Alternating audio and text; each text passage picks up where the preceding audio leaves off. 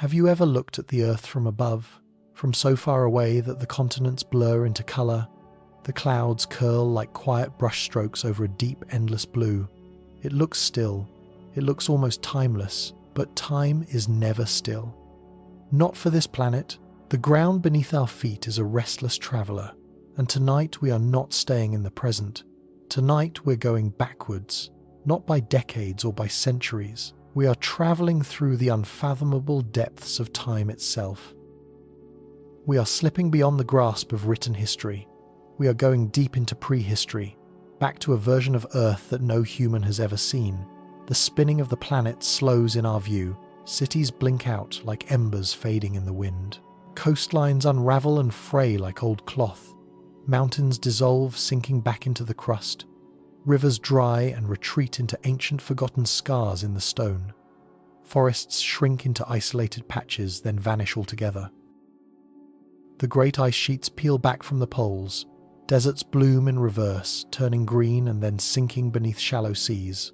The oceans grow deeper and darker as coral reefs collapse into fine calcium dust. Tectonic plates begin to rearrange themselves. They are rewinding their long journey across the surface like drifting puzzle pieces.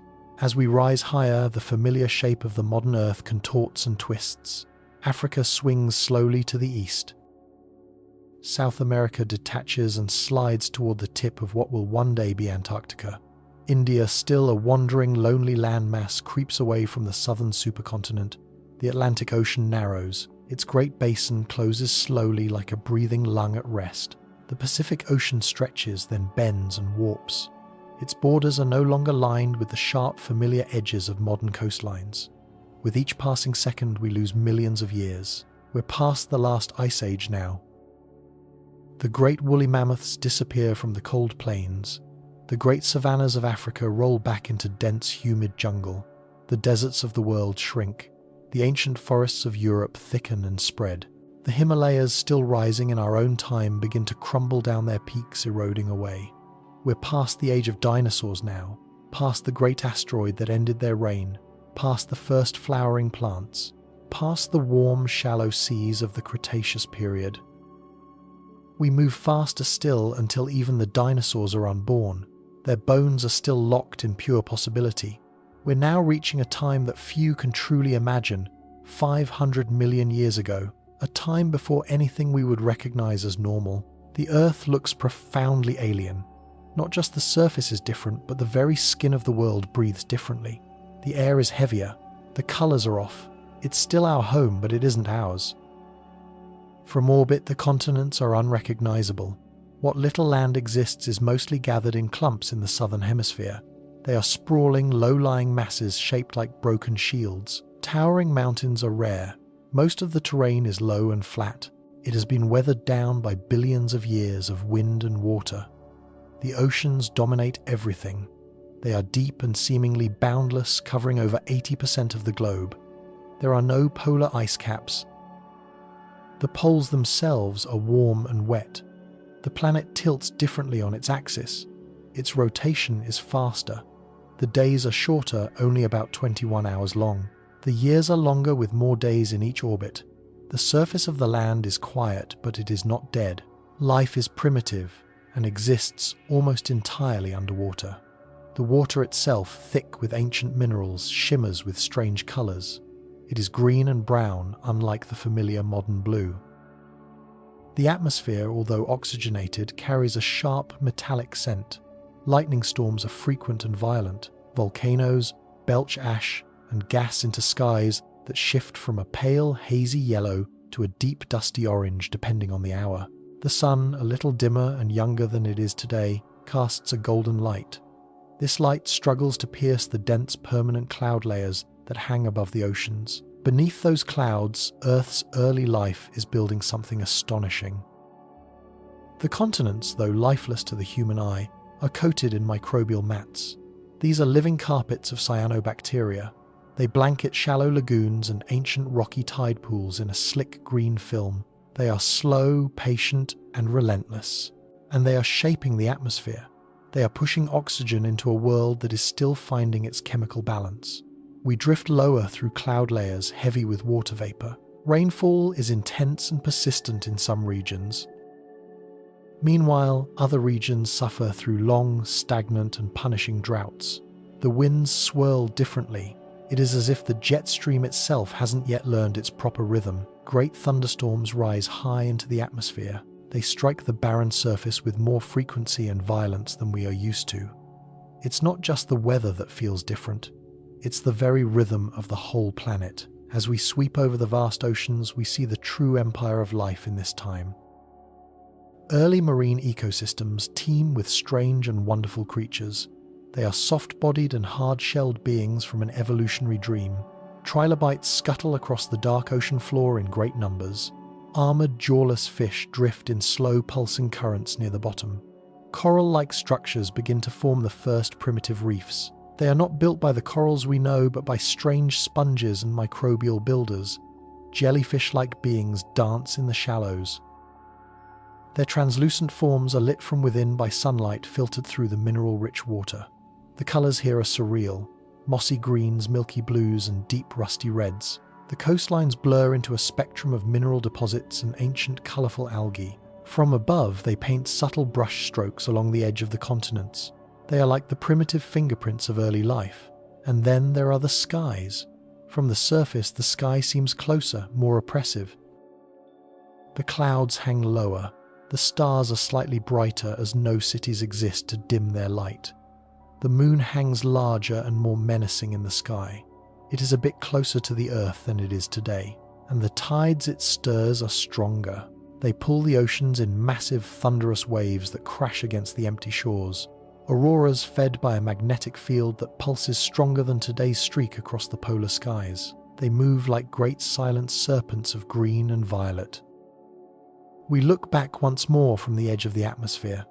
This Earth, the one from 500 million years ago, is still growing. It is still experimenting with life. The ecosystems are simple, yet their effects are profound.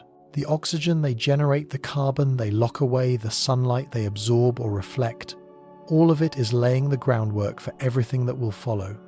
This is a world caught between a deep chaos and a deeper calm. It has survived cosmic collisions, planetary fire, and global ice, and it will survive much more. But for now, it breathes in the vast, imposing silence of deep time. It is waiting for its next great transformation. For a long stretch of Earth's history, the land was a place of utter silence. There were no rustling leaves in the wind. There were no chirping insects in the dusk. There was no green to soften the harshness of the stone. There was just windswept rock. It was scorched under a younger, paler sunlight. It was carved by powerful acidic storms. It was battered by immense lunar-driven tides. The continents were quiet, empty surfaces wrapped in weather and waiting. The air was different then. It was thinner near the ground, but heavier with gases that are no longer common in the modern sky. Carbon dioxide was plentiful. Oxygen was still rising, a byproduct of the unseen life in the oceans. Rainfall often arrived in torrential, landscape-altering bursts. It carved rivulets into the raw, exposed soil. It carried precious minerals back into the waiting sea. Lightning struck the ground often, but nothing yet caught fire. There was nothing to burn. The land was for all intents and purposes dead. And yet just beneath the surface, hidden in the shallow coastal waters and tidal flats, life was preparing a quiet revolution. It began with the simplest of pioneers. Single-celled organisms began to creep onto moist surfaces at the very edges of the seas. They clung to wet rock and sand. They formed slick, shimmering biofilms. These were thin, living sheets of life that shimmered under the sun.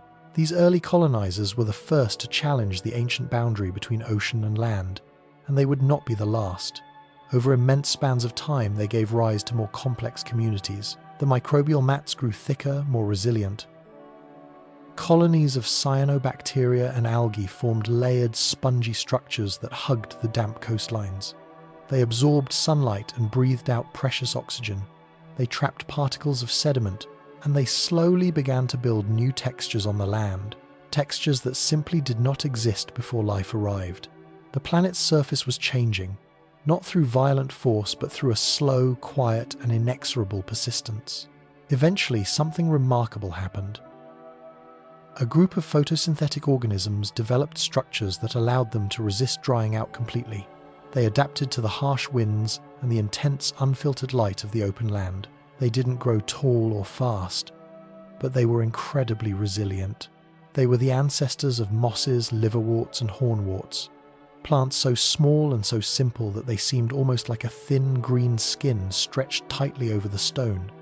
These plants crept inland inch by inch. They followed the paths of moisture and shelter. They clustered in the cracks in rocks where rain collected. They grew on slopes that drained slowly and near springs and seeps where water lingered. They formed soft, spongy mats. These mats trapped soil particles and dramatically slowed the process of erosion. Their very presence softened the land, not just in its appearance but in its physics. With every new patch of moss or lichen that took hold, the landscape began to retain water differently. The ground cooled more slowly at night, it dried out more gradually during the day, and it eroded more gently under the force of the rain.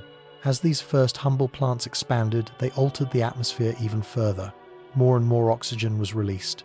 Carbon dioxide levels, though still incredibly high, began a slow, steady decline.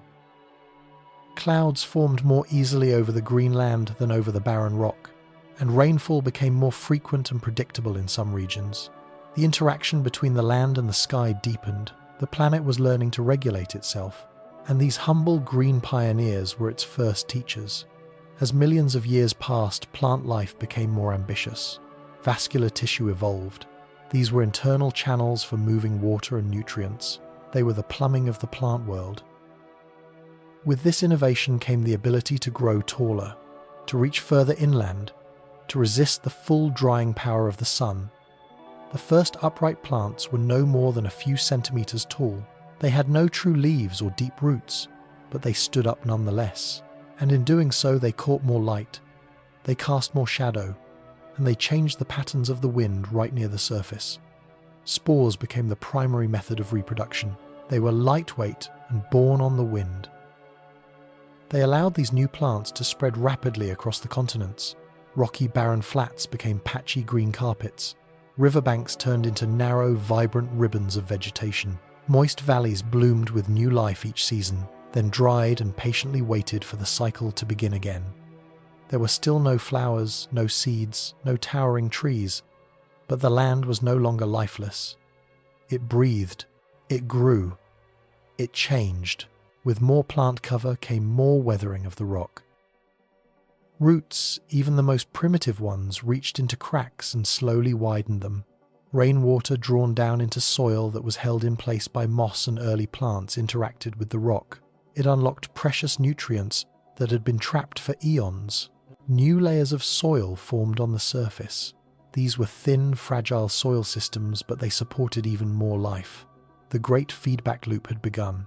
Plants changed the land, and the land made more space for more plants.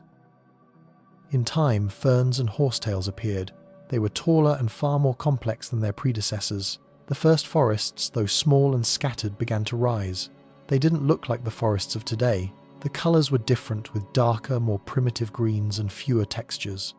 The air was heavier with humidity. The ground was spongy and uneven, and everything was quiet. There were no birds, no mammals, no insects as we know them. There was just the wind, the water, and the low, steady, silent rhythm of photosynthesis. These early green worlds were fragile, but they were determined. They were built on persistence, not on speed. The plants had no flowers to attract pollinators. They had no fruit to tempt animals into spreading their seeds. They had no thick bark to protect against grazers. Because there were no grazers yet, nothing had yet followed life out of the sea in great numbers. The land was a green canvas with no audience. It had no competition. It had just endless deep time in which to evolve. From above, from orbit, the change was subtle but profound. What had once been a world of brown, red and grey now showed streaks of dark living green along river deltas and lake basins. The coastlines began to bloom. Clouds shifted their course as moisture cycled differently across the newly vegetated surfaces. Rainfall patterns evolved. Temperatures moderated.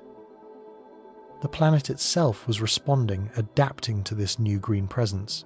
And still the process continued. Millions of years passed. Each new generation of plants reached a little higher. They dug their roots a little deeper. They covered a little more of the barren ground. They climbed the low hills. They bridged the gaps between river valleys. They connected isolated ecosystems into a single breathing whole, and with them came the groundwork for everything else. For the insects, the amphibians, the reptiles, and the mammals. But long before any of that, the land belonged to the mosses and the ferns. It belonged to the pioneers who asked for nothing but sunlight, water, and time. The transformation of Earth's surface was slow, but it was complete. From lifeless rock to living skin, from barren lands to green worlds. And in doing so, the planet found a new, more complex balance. One that would carry it forward into the next great era of life, and toward even greater complexity. Seen from space, the Earth has never looked the same for long. Across millions of years, the surface of the planet has been a puzzle in constant motion, a drifting, shifting mosaic of land and water rearranged by invisible, powerful forces from deep below. Continents are not fixed. They slide, they collide, they tear apart, and they merge together again.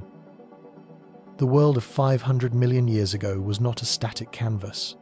It was alive with a slow, inexorable movement. Beneath the thin crust, vast slabs of rock, the tectonic plates floated on molten layers of the mantle. This slow, churning convection of the Earth's interior gave rise to plate tectonics. It is a force that over deep time has sculpted the geography of the planet again and again. Mountains rose where plates collided, oceans opened where they pulled apart. And lands that were once joined together were pulled to opposite ends of the globe. This was not a random, chaotic drifting. It was a rhythm.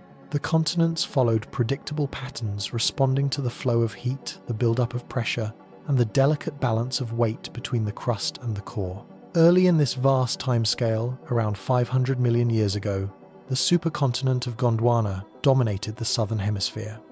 It was a colossal landmass. It stretched from what is now South America and Africa all the way to Antarctica, Australia, and the Indian subcontinent. To the north of Gondwana, smaller land blocks like Laurentia Baltica and Siberia drifted in isolation. They were separated by wide, shallow tropical seas. These ancient seas shimmered with unfiltered sunlight. They teemed with trilobites, early corals, and the very first vertebrates. But above the surface, the view from space was even more dramatic.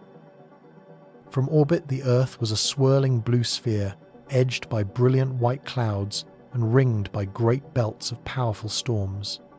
Near the equator, bands of intense weather pulsed across the open ocean. They fed the new life on land with rain and shaped the coastlines with their relentless energy. The poles were not the frozen wastes we know today. They were temperate zones home to lush greenery and mild climates. No ice caps yet crowned the planet.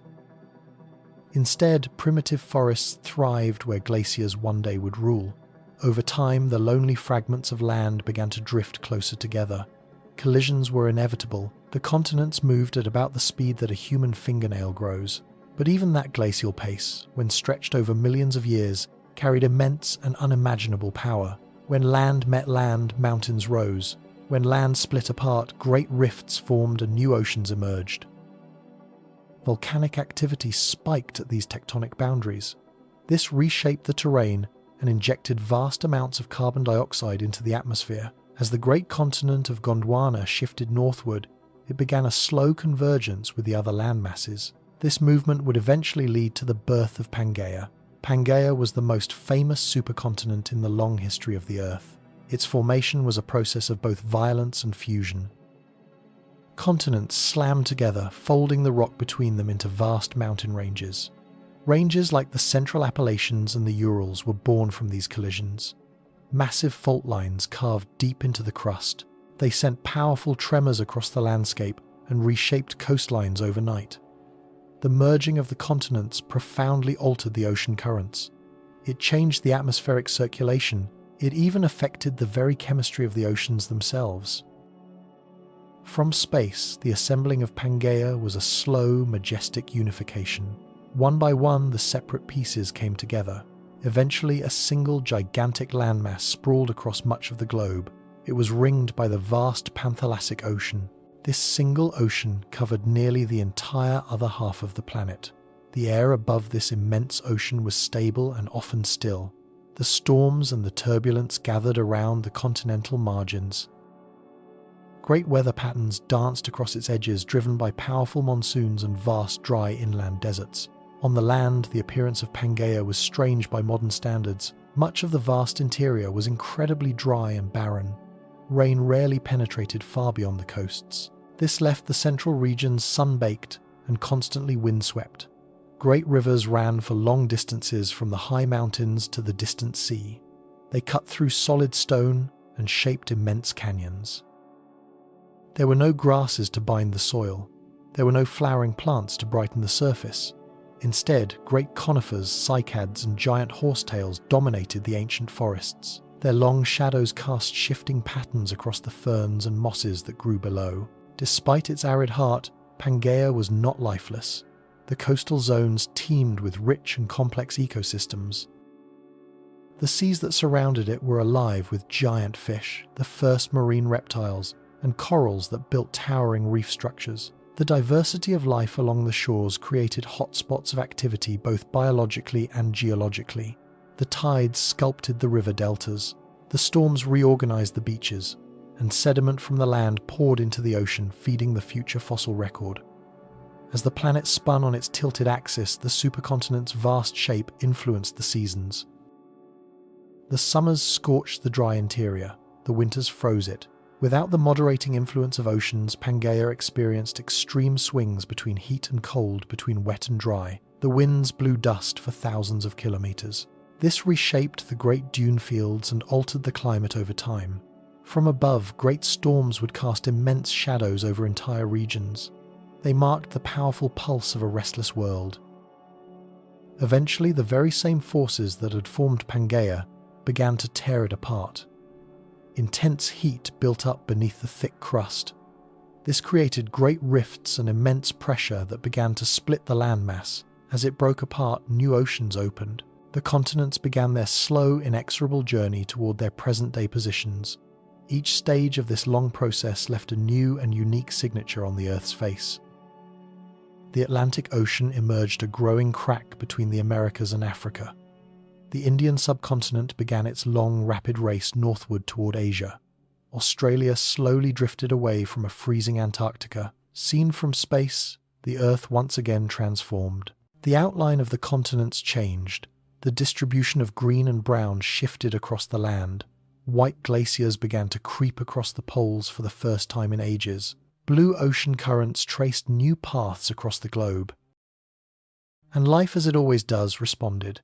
Ecosystems adapted to the moving land. They evolved in isolation on drifting continents, or they merged in great bursts of diversity when continents collided once again. The continents, even today, are not still. The movement continues. The shape of the Earth that we know now is only temporary. Over millions of years to come, the planet will reorganize itself again.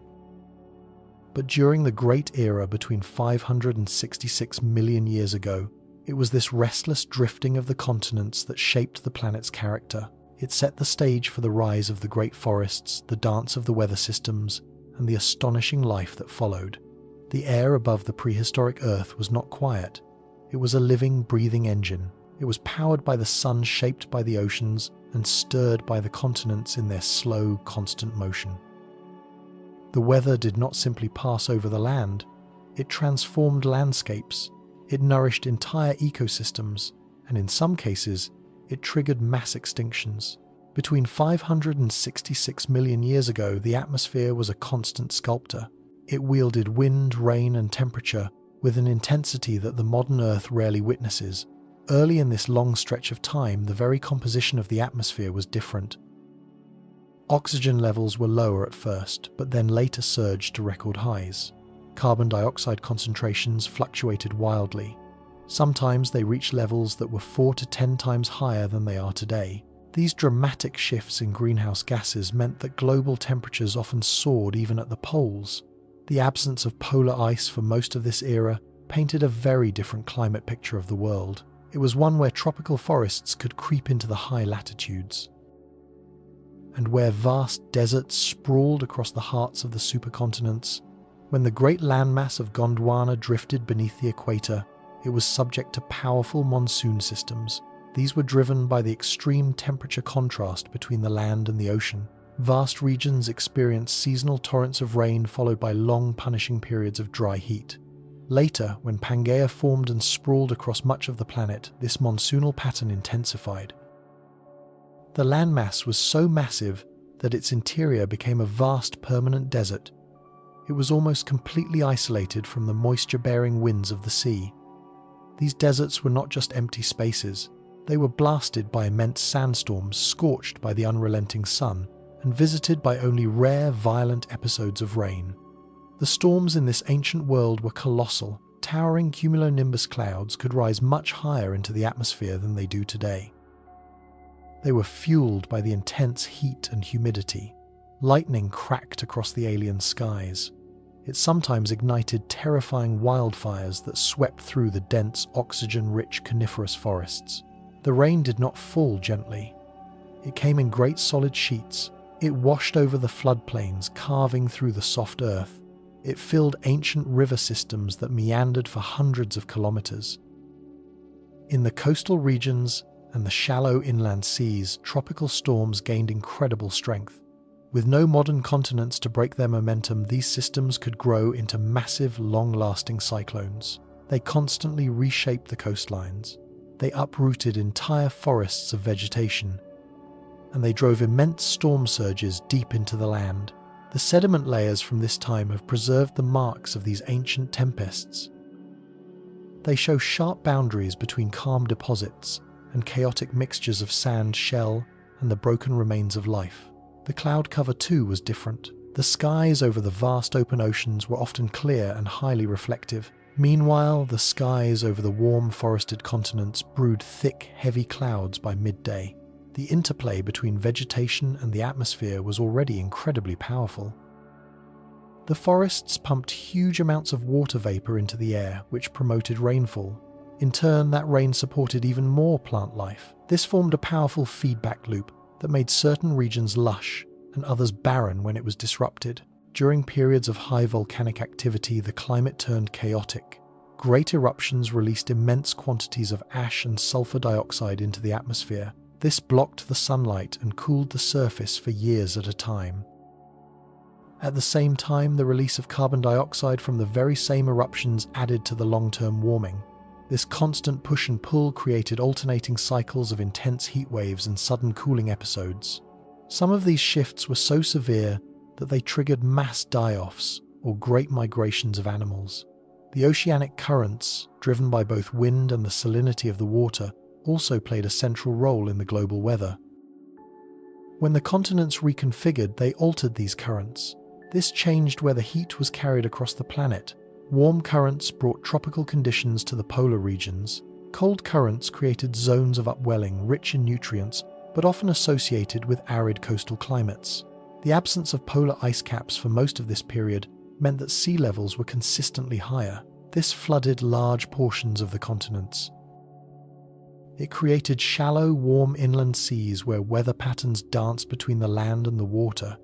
Even the subtle tilt and orbit of the Earth, its slow variations known as Milankovitch cycles, had profound effects. They shifted the distribution of solar energy across the globe.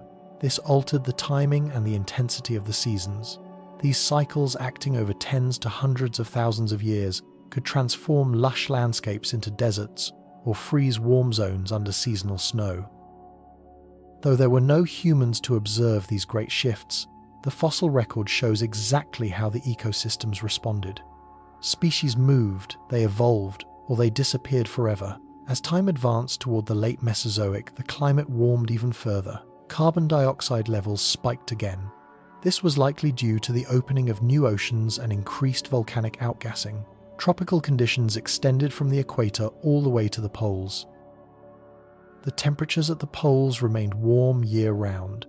This allowed dense forests to thrive where glaciers would one day dominate.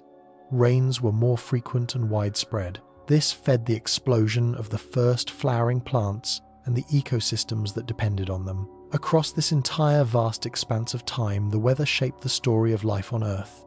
It influenced where plants could grow, how animals migrated, and even what body shapes were the most efficient for survival.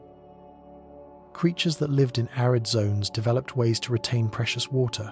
Those in stormy coastal regions evolved to burrow, to cling, or to flee. The atmosphere was not just a passive background, it was a force as alive and as evolving as the biosphere itself. When viewed from space, the patterns were unmistakable. Massive storm systems swirled across the open oceans. Great rain bands stretched for thousands of kilometers. The deserts bled red dust into the sky. Green belts of vegetation pulsed with moisture after the seasonal rains. The planet glowed with life and with motion. Each cloud cast a shadow on an ancient Earth that was forever in flux. By 66 million years ago, as the age of the dinosaurs neared its final dramatic end, the climate was beginning another slow transformation. Subtle changes in ocean circulation and tectonic shifts were setting the stage for cooler climates to come. The clouds that once towered over primeval jungles would in time cast their shadows on icy frozen peaks. But in this long prehistoric age, the weather had sculpted a world that was both brutal and beautiful. A world where the very breath of the sky reached into every corner of the living planet. The landscapes of the ancient Earth were defined not only by shifting continents or erupting volcanoes, they were also defined by the slow, silent, and inexorable rise of plants. Over the course of hundreds of millions of years, life on land transformed. It changed from barren, rocky plains into lush green tapestries of towering forests and intricate undergrowth. These prehistoric plant kingdoms were more than just scenery. They were engines of profound change. They shaped the atmosphere, they stabilized the soils, and they created the habitats that would support some of the most iconic creatures in Earth's history. In the early part of this timeline, around 500 million years ago, the land was nearly lifeless. The first colonizers were simple moss-like plants and microbial mats. They clung tenaciously to the damp coastal zones. They had no roots, no flowers, and no woody stems. Yet they performed a revolutionary task. They began to bind the loose soil together to trap precious moisture and to release vital oxygen into the air. This modest, quiet beginning set the stage for everything that was to come. By the late Silurian and Devonian periods, vascular plants had emerged. These were the first organisms with internal plumbing. They had tubes that could move water and nutrients throughout their bodies. With this incredible innovation, plants grew taller and moved farther inland. Great club mosses, horsetails, and ferns spread across the floodplains and river valleys. They created the planet's first true dense forests. Their leaves fanned out like primitive solar panels, and their spores drifted on the wind to colonize new terrain. These early forests were strange by modern standards. They had no flowers, no fruit, and no grass. Instead, they were dominated by giant tree ferns, towering lycophytes, and spiny alien shrubs. Their trunks were often hollow or soft, and they grew in dense, swampy environments. Dead plant matter accumulated on the forest floor into thick, waterlogged mats. Over time, this immense organic mass would compress into the vast coal beds that we mine today. In these ancient silent woods, oxygen levels soared. They sometimes exceeded 30% of the atmosphere. Wildfires were common and terrifyingly intense, and insects grew to enormous sizes in the hyperoxygenated air. As time moved into the Carboniferous and Permian periods, plant evolution continued. The first seed-bearing plants arrived. These were the gymnosperms like conifers, cycads, and ginkgos. These plants no longer relied on spores and standing water for their reproduction. Instead, they used durable, self-contained seeds. This allowed them to spread more efficiently across the dry landscapes. Vast coniferous forests appeared. They covered the continents in great green spires and thick, resinous underbrush. Their incredible resilience helped them to thrive in the varying climates from the tropical coasts to the high, cold mountain slopes. The Mesozoic era brought another profound turning point. Around 140 million years ago, the first flowering plants evolved. They started small, likely appearing as low-growing shrubs or aquatic species, but their advantages were profound and decisive. The flowers enabled complex pollination strategies involving insects and the wind. The fruits protected the seeds and aided in their dispersal by animals. Within a relatively short evolutionary window, flowering plants spread rapidly across the globe. They outcompeted many of the older plant lineages. By the mid-Cretaceous period, flowering plants had taken over much of the world. The forests became far more diverse, with broadleaf trees forming high canopies and new shrubs filling the gaps below. Grasses began to emerge, though they would not come to dominate the landscape until much later. The spread of these angiosperms transformed entire ecosystems. They supported new and more complex food webs, they provided cover for small animals, and they allowed for greater specialization among both the herbivores and the pollinators. From a distance, the prehistoric Earth began to resemble something familiar. Forests with layered, complex structures appeared. They were similar in their complexity to those of today, but the species within them were still ancient. Magnolias, laurels, and early palms were among the pioneers. Their leaves were thicker, their flowers simpler, but their ecological role was nothing short of revolutionary. Some of these new flowering trees reached impressive sizes. They spread their great crowns over the dinosaur trails and the coastal deltas. Beneath these forests, the ground cover thrived. Ferns and mosses blanketed the rich soil. Cycads formed spiky defensive groves, and fungi worked unseen in the darkness, decomposing the fallen trunks and recycling the vital nutrients. The symbiosis between roots and fungi, the mycorrhizae, was already well established. It allowed the plants to extract minerals from the soil more efficiently. This vast, hidden underground network tied the entire forest together. It responded to environmental stress and even distributed nutrients between different species. In the wetter regions, mangrove-like ecosystems developed along the ancient shorelines. The brackish water nurtured dense plant life. The inland deltas supported great swamp forests with thick woody roots that were adapted to the shifting sediments. In the drier areas, shrubs and conifers adapted to conserve water. They developed waxy leaves and deep taproots. The diversity of plant adaptations was staggering. It was shaped by millions of years of climate oscillations and endless evolutionary trial and error. Through all of this, the plants were not passive observers. They actively shaped the weather. They drove the carbon cycle, and they influenced the evolution of the animals. Every tree trunk, every leaf, and every creeping vine contributed to the transformation of the planet. They absorbed carbon dioxide and released life-giving oxygen. They cooled the ground with their shade and stabilized the coastlines with their roots.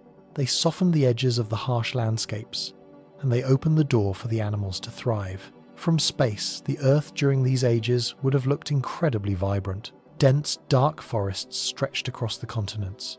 Green flooded the equator and extended deep into the poles during the warm periods. Patches of brown and gold marked the seasonal changes. As the flowering plants expanded, so too did the textures and the colors that were visible from above. The forests shimmered in 1,000 shades of green. They were broken only by the great silver curves of ancient rivers or the pale gleam of shallow seas. This green revolution was silent, slow, and unstoppable. It defined much of what we think of as life on Earth.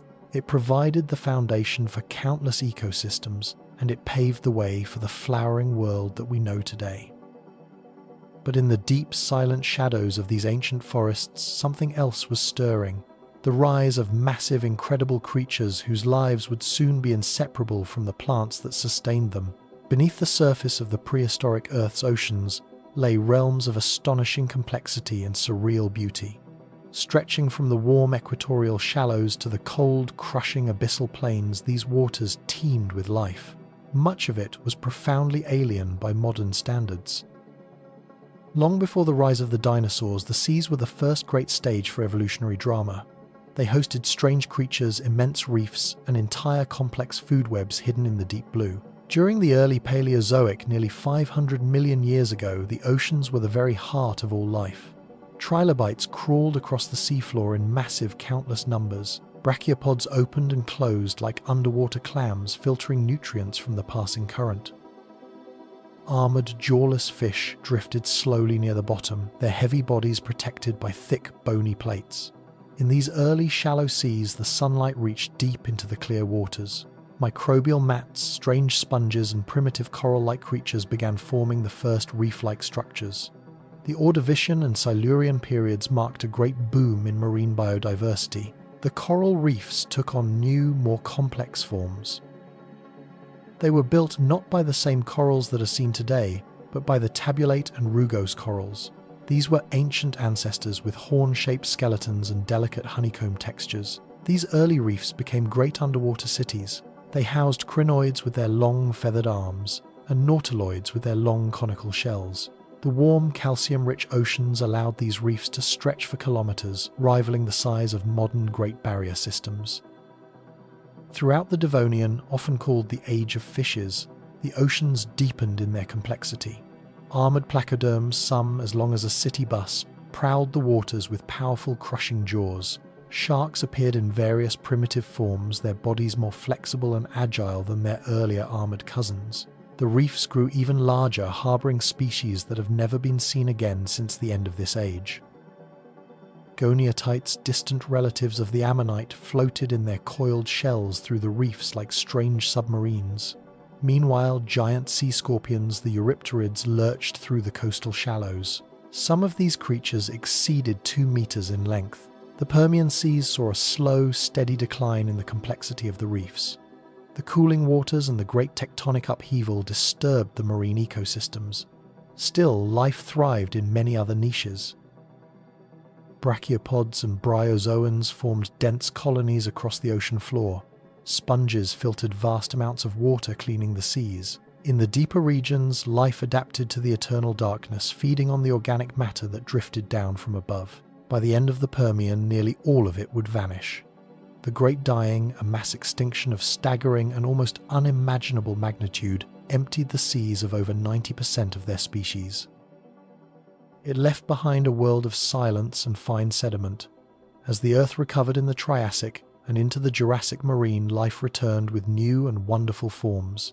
The corals evolved again, this time giving rise to the modern scleractinian species that would come to dominate all future reef building. The ammonites exploded in diversity, developing elaborate shell patterns and tightly coiled forms. Ichthyosaurs, great marine reptiles that resembled dolphins, glided through the open waters hunting squid and fish. Marine crocodiles cruised the ancient coastlines, while filter-feeding plesiosaurs hunted in great pods beneath the sunlit waves. The Jurassic reefs rebuilt themselves in the warm, shallow inland seas.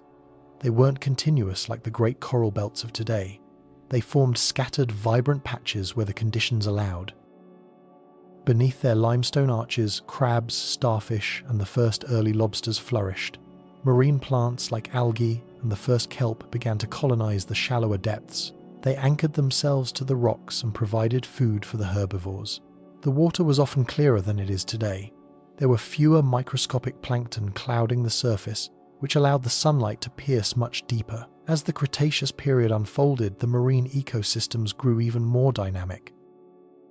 The oceans flooded the low-lying continents, creating vast inland seas. In North America, the western interior seaway stretched from the Arctic all the way to the Gulf of Mexico. It was teeming with life. Mosasaurs, the absolute apex predators of their time, dominated these waters. With their long, powerful jaws and immense tails, they hunted giant turtles, ammonites, and even each other. Along the seafloor, burrowing clams and echinoderms formed the base of complex, multi-layered food webs. Planktonic life flourished as never before. Coccolithophores and foraminifera bloomed in massive numbers. They contributed to the great chalk deposits that would later become the iconic White Cliffs of Dover. These tiny organisms, despite their size, played an outsized role in the global carbon cycle. They absorbed carbon dioxide and released oxygen. When they died, their tiny skeletons drifted down to form thick marine sediments, painting the seafloor in a fine white dust. Life in the deep oceans was less visible, but it was no less remarkable. Hydrothermal vents spewed mineral-rich water from the Earth's core. They formed tall, chimney-like structures on the dark ocean floor. Entire ecosystems clustered around these vents, sustained not by sunlight but by chemosynthesis. Strange tube worms, blind shrimp, and sulfur-eating bacteria thrived in the total crushing darkness. It was a parallel world completely isolated from the events on the surface. The great ocean currents shaped life on every scale. They distributed heat nutrients and larvae across the globe. During the warmer periods, the ocean circulation was sluggish. This led to stagnant zones and great anoxic events. These were episodes where the oxygen vanished from vast stretches of the water, causing localized extinctions. At other times, strong currents stimulated plankton growth. They brought cold, nutrient-rich water to the surface, triggering great blooms that sustained fish populations and reef expansion. From above, the ancient oceans shimmered in tones of sapphire and emerald. The shallow continental shelves glowed turquoise where the sunlight lit up the coral reefs and the kelp forests. The deeper trenches appeared as indigo voids hiding leviathans and eternal darkness. At night, bioluminescent life would have flickered in the shallows. Jellyfish, dinoflagellates, and glowing worms would have painted the water with a soft shifting light. These oceans were alive not only with motion but with memory. They were recording each shift in temperature, each pulse of evolution, and each great collapse and renewal. Throughout this 434 million year span, the oceans were more than just a background. They were the crucibles of change. They were the laboratories of evolution. And they were the reservoirs of resilience. They preserved life during the great mass extinctions, and they seeded it anew when the land was empty. They were, and they remain, the planet's most ancient and enduring realm. From the vast, silent vacuum of space, the Earth has always appeared as a shifting canvas. Its colours and its contours have been in constant slow motion. Between 566 million years ago, the planet transformed in ways that were both subtle and cataclysmic. Seen from orbit, these great changes were etched in the slow drift of the continents, the rise of the great mountain chains, the retreat of the ancient seas, and the waxing and waning of ice across the poles. In the early Paleozoic, around 500 million years ago, the Earth's continents were fragmented into scattered, isolated landmasses. Gondwana stretched across the entire southern hemisphere. It was a massive supercontinent comprising what would one day become South America, Africa, India, Antarctica, and Australia.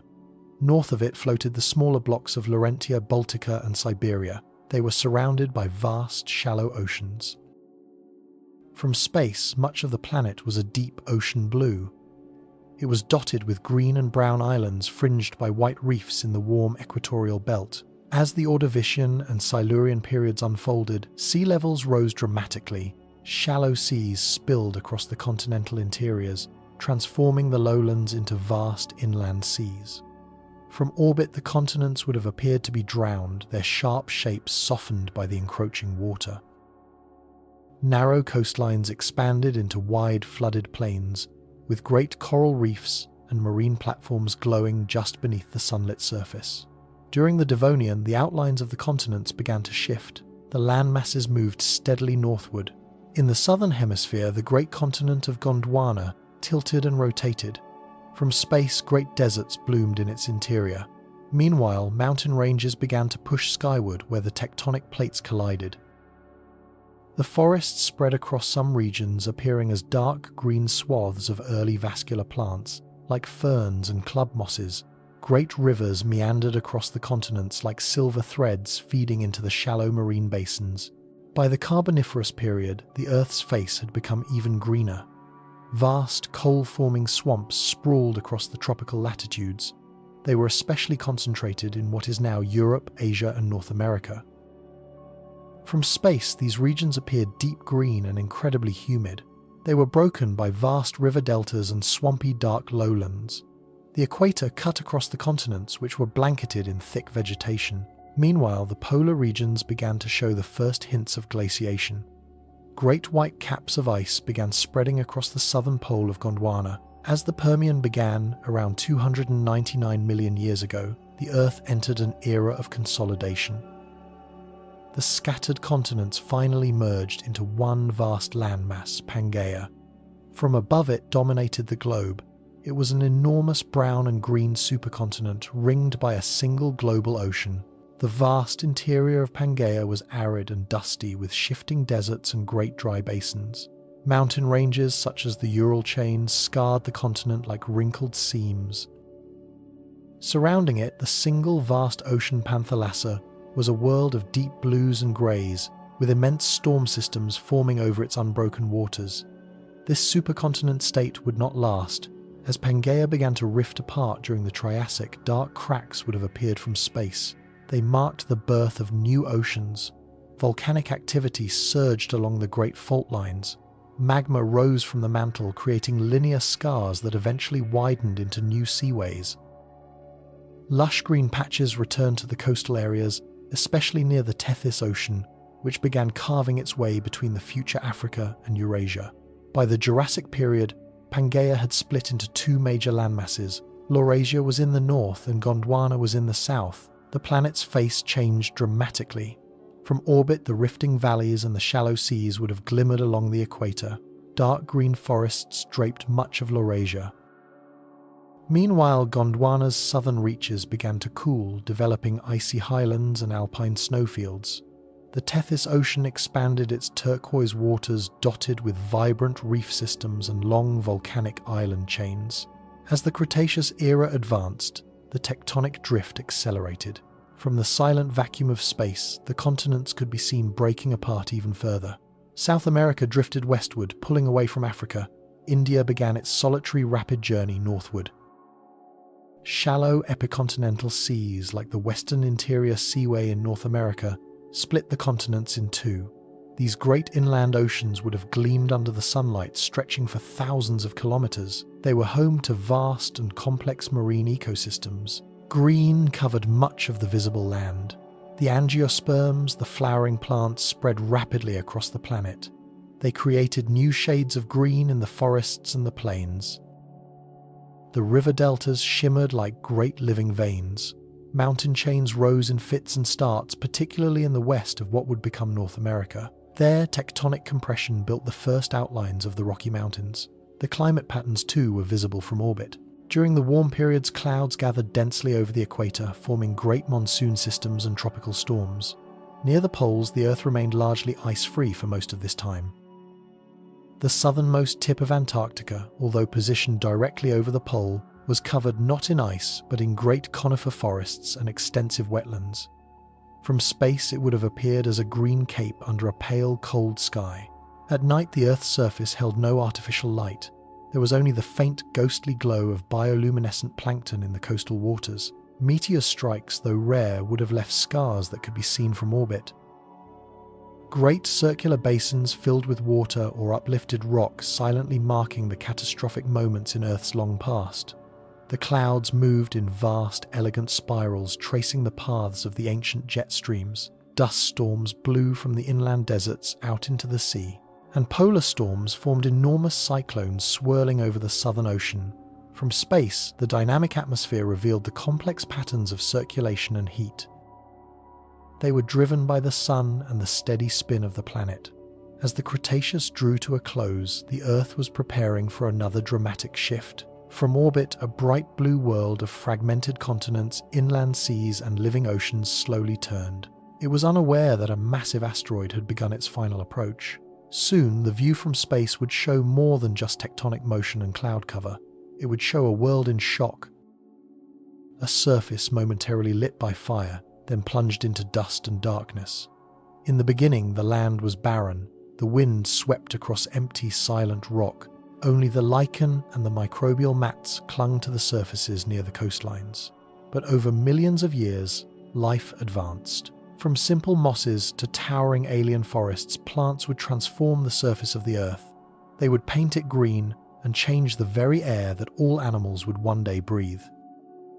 During the early Paleozoic, around 500 million years ago, the land remained lifeless, while the oceans teemed with activity. It wasn't until the Ordovician period that the first true land plants, non-vascular species resembling modern liverworts, began to colonize the moist coastal rocks. They had no roots, no stems, and no leaves, but they laid the foundation.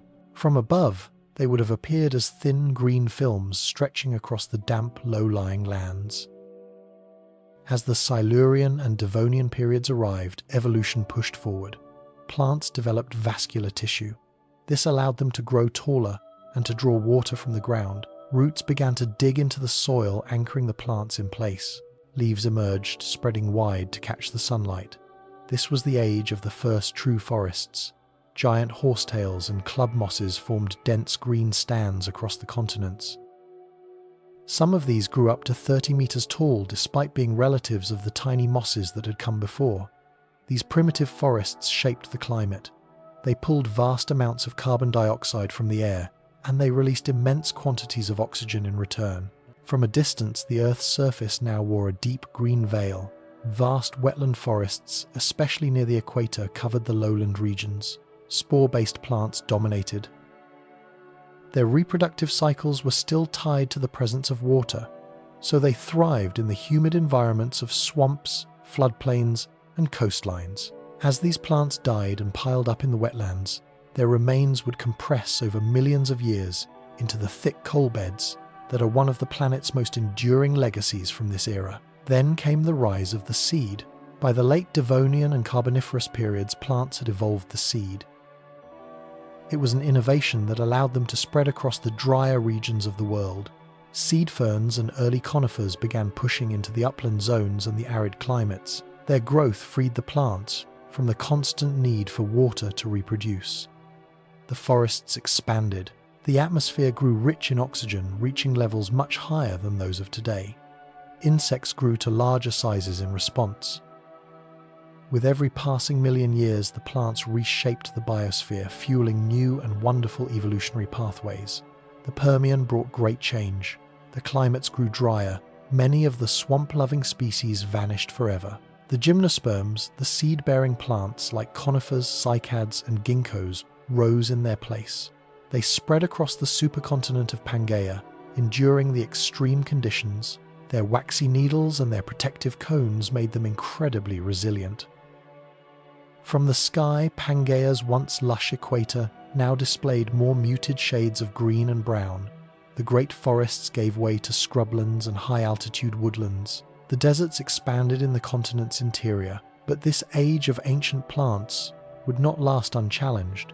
After the mass extinction at the end of the Permian, the Triassic saw the rebirth of the forests. Ferns reappeared first, carpeting the landscapes in a fresh coat of green. Cycads and conifers followed, forming the backbone of the new terrestrial ecosystems. Yet something new was stirring beneath the canopy. Small and unassuming, the flowering plants, the angiosperms, were just beginning to emerge. It was during the Cretaceous period that they exploded across the entire planet. Insects and flowers co-evolved in a delicate, intricate dance. The petals, the scents, and the colours drew in the pollinators. The fruit encased the seeds and lured the animals. From the tropical rainforests to the alpine slopes, the flowering plants diversified into countless new forms. Grasses began to spread across the open plains, replacing the ferns and the cycads in many ecosystems. Within just a few million years, the angiosperms went from being background species to being the planetary rulers. From orbit, the Earth changed its face again. Instead of endless uniform conifer forests, there were now complex mosaics. Broadleaf forests, grasslands, and savannas. Flowering trees bloomed seasonally in dazzling, vibrant colours. Green still dominated, but now it came in 1,000 subtle different shades. These new forests nurtured new forms of life. The herbivorous dinosaurs adapted to feed on the tough leaves, the sweet fruits, and the fibrous stalks. Some of them migrated with the flowering seasons. Others evolved specialized jaws and stomachs to digest the new types of plants. In turn, the forests spread even further, stabilized by the very animals that consumed and dispersed their seeds. Beneath the surface, the roots of the flowering trees held the soil together. They shaped the courses of rivers and carved out valleys. They influenced the rainfall patterns, cooling the land beneath their great canopies. They even altered the chemistry of the oceans by controlling the runoff of minerals and nutrients from the land. By the end of the Cretaceous, the plants had completely redefined the Earth. They covered the mountains, they filled the valleys, and they colonized the most remote islands. Mosses still lingered in the moist shadows. Ferns thrived in the dappled undergrowth. Conifers towered in the colder regions. But it was the flowering plants that had truly taken over the world. Then, in an instant, the great bloom was interrupted. The asteroid impact at the close of the Cretaceous would darken the skies and silence the forests. For months, the sunlight barely reached the surface. Photosynthesis stalled. The leaves withered. The pollen ceased to drift through the heavy air. Yet in the shadows and in the soil, the seeds waited. And when the skies finally cleared, the green returned. Always the plants came back. The Earth's climate system has always been in a state of flux. It is driven by forces that are both subtle and immense. Over the past 500 million years, the planet has endured dramatic shifts in temperature, atmospheric composition, and weather patterns. From the hot, humid greenhouse world of the early Paleozoic to the icehouse conditions of the late Paleozoic, and beyond, the Earth's climate was never static. From space, the Earth's shifting weather patterns, its continents, and its oceans were constantly changing. In the Cambrian period around 500 million years ago, the planet was in the midst of a very warm period. The atmosphere had a much higher concentration of carbon dioxide and other greenhouse gases than it does today. This created a global greenhouse effect, trapping heat in the atmosphere and creating a climate that was hot and humid. The polar regions were completely free of ice, and the planet had no permanent ice caps. The seas flooded the land, creating a shallow, warm environment that supported the emergence of the first complex marine ecosystems. From orbit, the planet would have appeared to be mostly blue, its shallow oceans glowing with the reflection of a pale young sun. The land, still in the grip of the very first life forms, was barely visible. Just small patches of green from simple mosses clinging to the coastal rocks. As time passed and the Ordovician period began, the Earth's climate fluctuated between warm and cool periods. This was influenced by the movement of the continents and the changing position of the sun. The sea levels rose and fell in response to the changing global temperatures. The early Ordovician was marked by intense warmth, but by the end of the period, a dramatic cooling took place, leading to a global ice age. This glaciation, called the Andean-Saharan Ice Age, covered much of the southern hemisphere, including what is now Africa, South America, and Australia. The Earth from space would have appeared dramatically different. A colder, more desolate landscape with vast white ice sheets stretching across much of the southern continents. The oceans retreated, leaving behind expansive, barren shorelines. During the Silurian period, the temperatures gradually began to warm up again. The climate stabilized, allowing for the diversification of plant life. The forests began to spread across the land, and the first vascular plants began to take hold. The carbon dioxide levels in the atmosphere remained relatively high, which kept the temperatures warm. This created a humid tropical environment, especially along the equator. From space, the planet would have looked lush and green, with thick forests blanketing the land. Shallow seas continued to cover large portions of the continents, feeding the marine ecosystems and influencing the climate of the adjacent landmasses. The Devonian period saw the rise of the first great forests and the spread of plants across the land. During this time, the carbon dioxide levels remained high, contributing to the continued warmth of the planet. However, by the end of the Devonian, another cooling period began to take hold. This cooling was partially driven by the evolution of the plants themselves, which began to draw down carbon dioxide from the atmosphere through photosynthesis. This process gradually lowered the greenhouse gases in the air, causing the global temperatures to drop. From space, the cooling would have been apparent as the polar regions began to freeze. Vast icy expanses began to form at both poles, leading to the formation of ice sheets that would persist throughout the Paleozoic era. As the Carboniferous period began, the planet entered one of its warmest phases. The carbon dioxide levels were once again high, and the climate was tropical.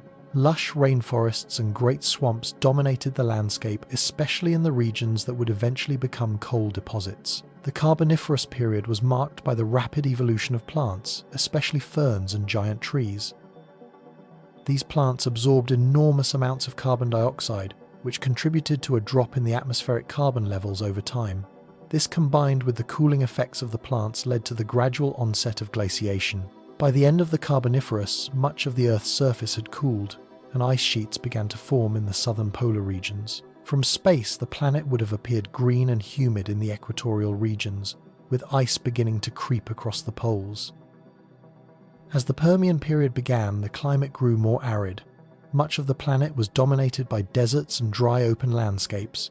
This was partially the result of the supercontinent Pangaea, which had formed by this time. The vast landmass altered the atmospheric circulation patterns, leading to extreme fluctuations in temperature. The interior of Pangaea became dry and hot, while the coastal areas saw more temperate conditions. From orbit, the Earth would have appeared brown and dusty in the interior, with vast dry plains and deserts. the ice sheets were largely confined to the southern polar region, and the planet as a whole had a more arid, desert-like appearance. The warm, humid climates that had once dominated much of the Earth's surface had given way to harsh, dry conditions.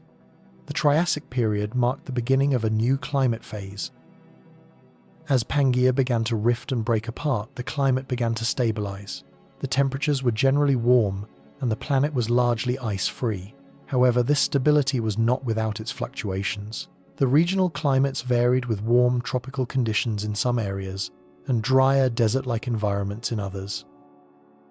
The early Triassic was marked by a hot, dry climate, which began to shift toward a more humid environment as plant life diversified and the ecosystems recovered from the Permian mass extinction. From space, the planet would have appeared more diverse, with green regions flourishing along the equator and deserts pushing outward from the continents. By the Jurassic period, the Earth's climate was largely warm and humid. This was a time of great plant and animal diversification. The breakup of Pangaea created vast new coastlines, leading to an increase in the amount of shallow seas, which helped to stabilize the global climate. The atmosphere was rich in carbon dioxide, and the temperatures remained high, fueling the rapid growth of plants and the rise of the first true forests. From orbit, the planet would have looked vibrant, with lush green forests spreading across the land and shallow seas creating sparkling blue regions along the coasts. The Cretaceous period brought further changes to the planet's climate as the continents continued to drift, the ocean currents shifted, and the global temperatures fluctuated. The Earth's atmosphere remained warm, with a greenhouse climate regime in full swing. The planet was lush with vegetation, and the plants thrived in the warm, humid conditions. The polar regions were free of ice, and the global sea levels were high. From space, the Earth would have appeared warm and inviting, with expansive forests covering much of the land. Vast inland seas stretched across the continents, dividing the land masses and creating rich, diverse ecosystems. However, as the Cretaceous drew to a close, the Earth's climate began to change once again. The asteroid impact at the end of the period triggered a rapid cooling event. Dust and debris filled the atmosphere, blocking the sunlight and causing the temperatures to plummet. From orbit, the Earth would have appeared dark, its surface covered by a thick cloud of smoke and ash. This cooling event marked the beginning of a new climate phase, a transition into the cooler icehouse conditions of the Tertiary period. Throughout the Cenozoic era, the Earth's climate would continue to fluctuate between warm and cold periods. The planet's weather patterns would become more complex as new climates and ecosystems developed. From space, the Earth would appear as it does today, an ever-changing dynamic world with shifting weather patterns, storm systems, and changing landscapes. Yet the planet's climate, despite its variations, would continue to be shaped by the forces of plate tectonics, atmospheric composition, and the cycling of carbon and water. In the end, the Earth's climate history tells the story of a planet that is constantly in motion, with each shift in temperature and weather patterns shaping the ecosystems and the life that thrives upon it. The oceans of the ancient Earth were vastly different from those we know today. During the past 500 million years, the seas have gone through dramatic transformations, both in terms of their geography and the life they supported. From the warm, shallow seas that dominated much of the planet in the Cambrian, to the deep, nutrient-rich waters that shaped the ecosystems of the Cretaceous, the ancient oceans were a dynamic environment. Within them, life evolved and thrived in ways we can only begin to understand. In the Cambrian period, life in the oceans was just beginning to diversify. The seas were shallow and teeming with a variety of simple life forms. Soft-bodied creatures dominated their fragile exoskeletons, offering little protection from the predation of early marine life. The oceans were warm and relatively calm, with little separation between the shallow coastal waters and the deeper oceanic regions. From space, the planet would have appeared predominantly blue, its shallow seas reflecting the sun's rays in a dazzling display. Life was beginning to flourish in the oceans, with early forms of plankton, arthropods, and the first vertebrates making their appearance. As time moved into the Ordovician period, the oceans deepened, and the life in them became more complex. Coral reefs began to form, providing shelter for a wide variety of marine creatures. The first large predatory fish emerged, hunting the smaller marine life in the increasingly crowded seas. The oceans were becoming more stratified, with warm, oxygen-rich waters near the surface and colder, deeper regions below. These changes in the ocean structure and temperature began to foster the evolution of more specialized forms of life. From space, the oceans of the Ordovician would have appeared as an ever-expanding patchwork of shallow seas and deeper waters, the surface reflecting the warm climate that dominated much of the period. During the Silurian and Devonian periods, the oceans saw an explosion of diversity, especially in the development of fish. The seas were home to an astounding variety of marine life, from small filter-feeding creatures to large predatory fish. The rise of jawed fish during this time marked a significant milestone in the history of life. These fish were more efficient hunters, and their emergence triggered a cascade of evolutionary changes in the oceanic food chain. The Silurian oceans were dominated by coral reefs, which provided an ideal environment for the growth of marine life. From space, the planet would have appeared vibrant, its oceans teeming with life, while the coastal areas were dotted with flourishing reefs. The atmosphere, still rich in carbon dioxide, contributed to a warm, humid climate that fueled the growth of these marine ecosystems. The Devonian period, often referred to as the Age of Fish, witnessed the proliferation of fish species in both the oceans and the rivers. The seas were filled with giant placoderm fish, cartilaginous sharks, and the first ray-finned fish. Deep-sea ecosystems were also beginning to take shape, with organisms adapting to life in the darker, colder depths. The oceans were a dynamic, ever-changing environment, with new species emerging to fill every available niche. From space, the Earth would have appeared like a water world with an abundance of blue reflecting the thriving marine ecosystems. Land-based life was still in its infancy, but the oceans remained the dominant force in shaping the planet's biodiversity. Moving into the Carboniferous period, the oceans were dominated by diverse marine life forms. The increase in plant life on land contributed to the formation of vast swamps and wetlands, which in turn supported even more complex ecosystems.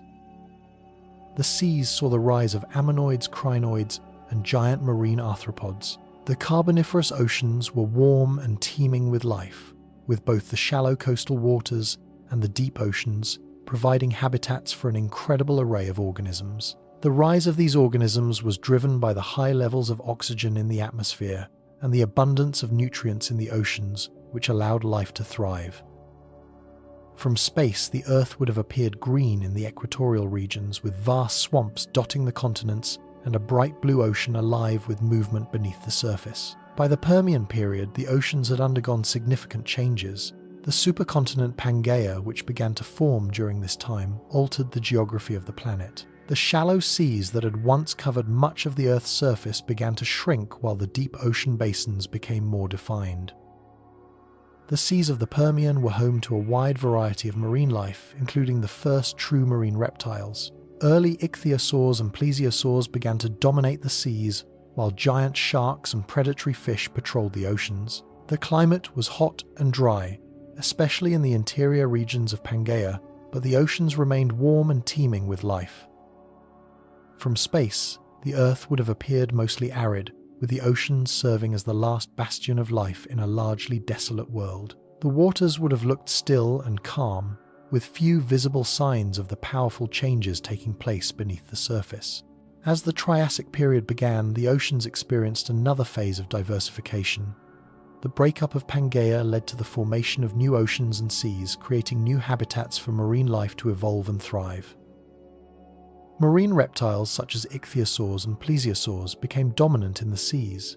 The oceans were filled with fish, both large and small, and the first true marine ecosystems began to take shape. The temperature of the oceans was warm and shallow seas covered much of the planet's surface. From space, the planet would have appeared vibrant, with vast expanses of shallow, warm waters surrounding the newly formed continents. The oceans were alive with the movements of ancient creatures, their presence creating an ever-changing rhythm beneath the surface. The Jurassic period saw the oceans become even more populated with marine reptiles, including the rise of the giant, long-necked plesiosaurs and the massive ichthyosaurs. The oceans were teeming with life, from small plankton to enormous marine reptiles. Coral reefs flourished in the warm, shallow seas, providing homes for a wide variety of organisms. The oceans were full of nutrients which supported the growth of marine life in every corner of the planet. From space, the planet would have appeared blue and vibrant, with coral reefs dotting the warm seas and vast areas of shallow water supporting an incredible diversity of life. The Cretaceous period brought further diversification in the oceans. The separation of the continents continued, and the ocean currents shifted, altering the distribution of nutrients and creating new marine ecosystems. The oceans of the Cretaceous were home to a wide variety of marine life, including giant mosasaurs, giant sharks, and the first true whales. The seas were warm and teeming with life, with coral reefs continuing to thrive, and the oceans becoming more stratified. From space, the planet would have appeared dynamic, its oceans filled with movement and life. Warm seas would have been visible, dotted with islands and vast coastlines teeming with marine creatures. However, as the Cretaceous drew to a close, a catastrophic event changed the course of life in the oceans. The asteroid impact at the end of the period triggered a mass extinction that wiped out the majority of marine species, including the marine reptiles that had once dominated the oceans. The oceans from space would have looked dark, their surfaces obscured by the dust and debris ejected into the atmosphere. The once thriving marine ecosystems were suddenly quiet, their future uncertain, as the planet entered a new phase of recovery. Throughout the Cenozoic era, the oceans continued to evolve as new forms of life took hold, including whales, dolphins, and other marine mammals. The oceans gradually began to recover from the mass extinctions. From space, the Earth would have appeared as it does today, its oceans still teeming with life, a testament to the resilience of life on Earth. The evolution of terrestrial ecosystems marks one of the most significant chapters in the history of life on Earth. While the oceans had been the cradle of life for millions of years, the land remained an inhospitable environment until the Silurian period. This transformation would unfold slowly, with plant life initially leading the charge, followed by the gradual colonization of the land by animals. Over time, terrestrial ecosystems would evolve into complex webs of life that rivaled the oceans in their biodiversity and intricacy. The Silurian period saw the first signs of life on land. While the oceans were teeming with diverse organisms, the land was barren, except for microbial life and some primitive plants. The first plants to colonize the land were simple mosses and liverworts, which could survive in the harsh conditions of the dry, exposed surface. These plants played a crucial role in shaping the terrestrial environment as they began to convert carbon dioxide into oxygen, slowly altering the composition of the atmosphere. The appearance of these early plants would have been relatively subtle, with small green patches dotting the barren landscape. From space, the Earth would have appeared mostly barren, with only small pockets of green emerging along the edges of the oceans and rivers. By the Devonian period, terrestrial ecosystems had begun to take shape more dramatically. The first true forests began to grow, with ferns, lycophytes, and early seed plants dominating the landscape. These plants were the foundation for the development of more complex ecosystems, creating the first true terrestrial habitats. These ancient forests would have been lush and green, providing shelter and food for a variety of organisms. From space, the planet would have appeared more varied, with patches of green spreading across the land masses as plants began to take hold in the interior regions. The rise of plants on land also paved the way for the next phase in the evolution of terrestrial ecosystems, the colonization of the land by animals. During the late Devonian, the first animals began to venture onto land. These early land-dwelling creatures were simple arthropod-like animals, such as millipedes and scorpions, which were capable of surviving in moist environments. The rise of these early land animals was closely tied to the evolution of plants, as they provided new niches for these animals to occupy. These creatures would have been small and low to the ground, scurrying across the damp, moss-covered surfaces of the ancient forests. The land, though still a challenging place for life, was slowly becoming more hospitable. In the Carboniferous period, the evolution of both plants and animals reached new heights. The forests grew even more complex, with towering trees and vast, swampy wetlands stretching across much of the planet. The rich, oxygen-rich atmosphere allowed plants to grow to enormous sizes, creating dense, lush environments that were home to an ever-increasing diversity of life. Giant insects such as dragonflies with wingspans of over 2 feet dominated the skies while amphibians began to venture further onto land. These amphibians, descendants of fish, were among the first vertebrates to make the transition from water to land. They would have been relatively small with smooth, moist skin that required them to stay near water sources. From space, the Earth would have appeared incredibly vibrant with thick green forests and marshes covering much of the land, while the atmosphere dense with oxygen would have appeared hazy and heavy. The transition from amphibians to reptiles marked another significant milestone in the evolution of terrestrial ecosystems. During the late Carboniferous and into the Permian period, reptiles became the dominant land animals. These creatures were more adapted to the dry land-based environment than amphibians, thanks to their ability to lay eggs that could survive out of water. Reptiles, including the early ancestors of dinosaurs, began to spread across the planet, filling every available ecological niche. Their success was facilitated by the development of more complex and varied plant life, which provided them with abundant food sources. The terrestrial ecosystems during this time were diverse, ranging from dense tropical forests to arid deserts. From space, the Earth would have appeared increasingly variegated with green forests and arid landscapes interspersed across the planet's surface. The planet was becoming a dynamic and diverse world, with life flourishing in almost every environment. The Permian period also marked a time of significant geological change, with the formation of the supercontinent Pangaea.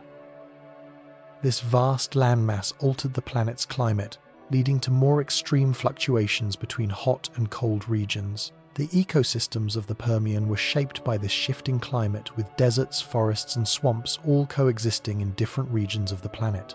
The rise of dinosaurs, the dominant terrestrial vertebrates, occurred during this time, although they would not fully flourish until the Triassic. From space, the planet would have appeared more unified, with large landmasses covering much of the surface surrounded by vast oceans. The ecosystems on land, though still evolving, were beginning to resemble the more familiar ones we recognize today. The Triassic period marked the beginning of the Age of Dinosaurs, a time when terrestrial ecosystems became increasingly complex. The rise of dinosaurs was closely tied to the spread of gymnosperms, cone-bearing plants, that dominated much of the planet's forests during this period.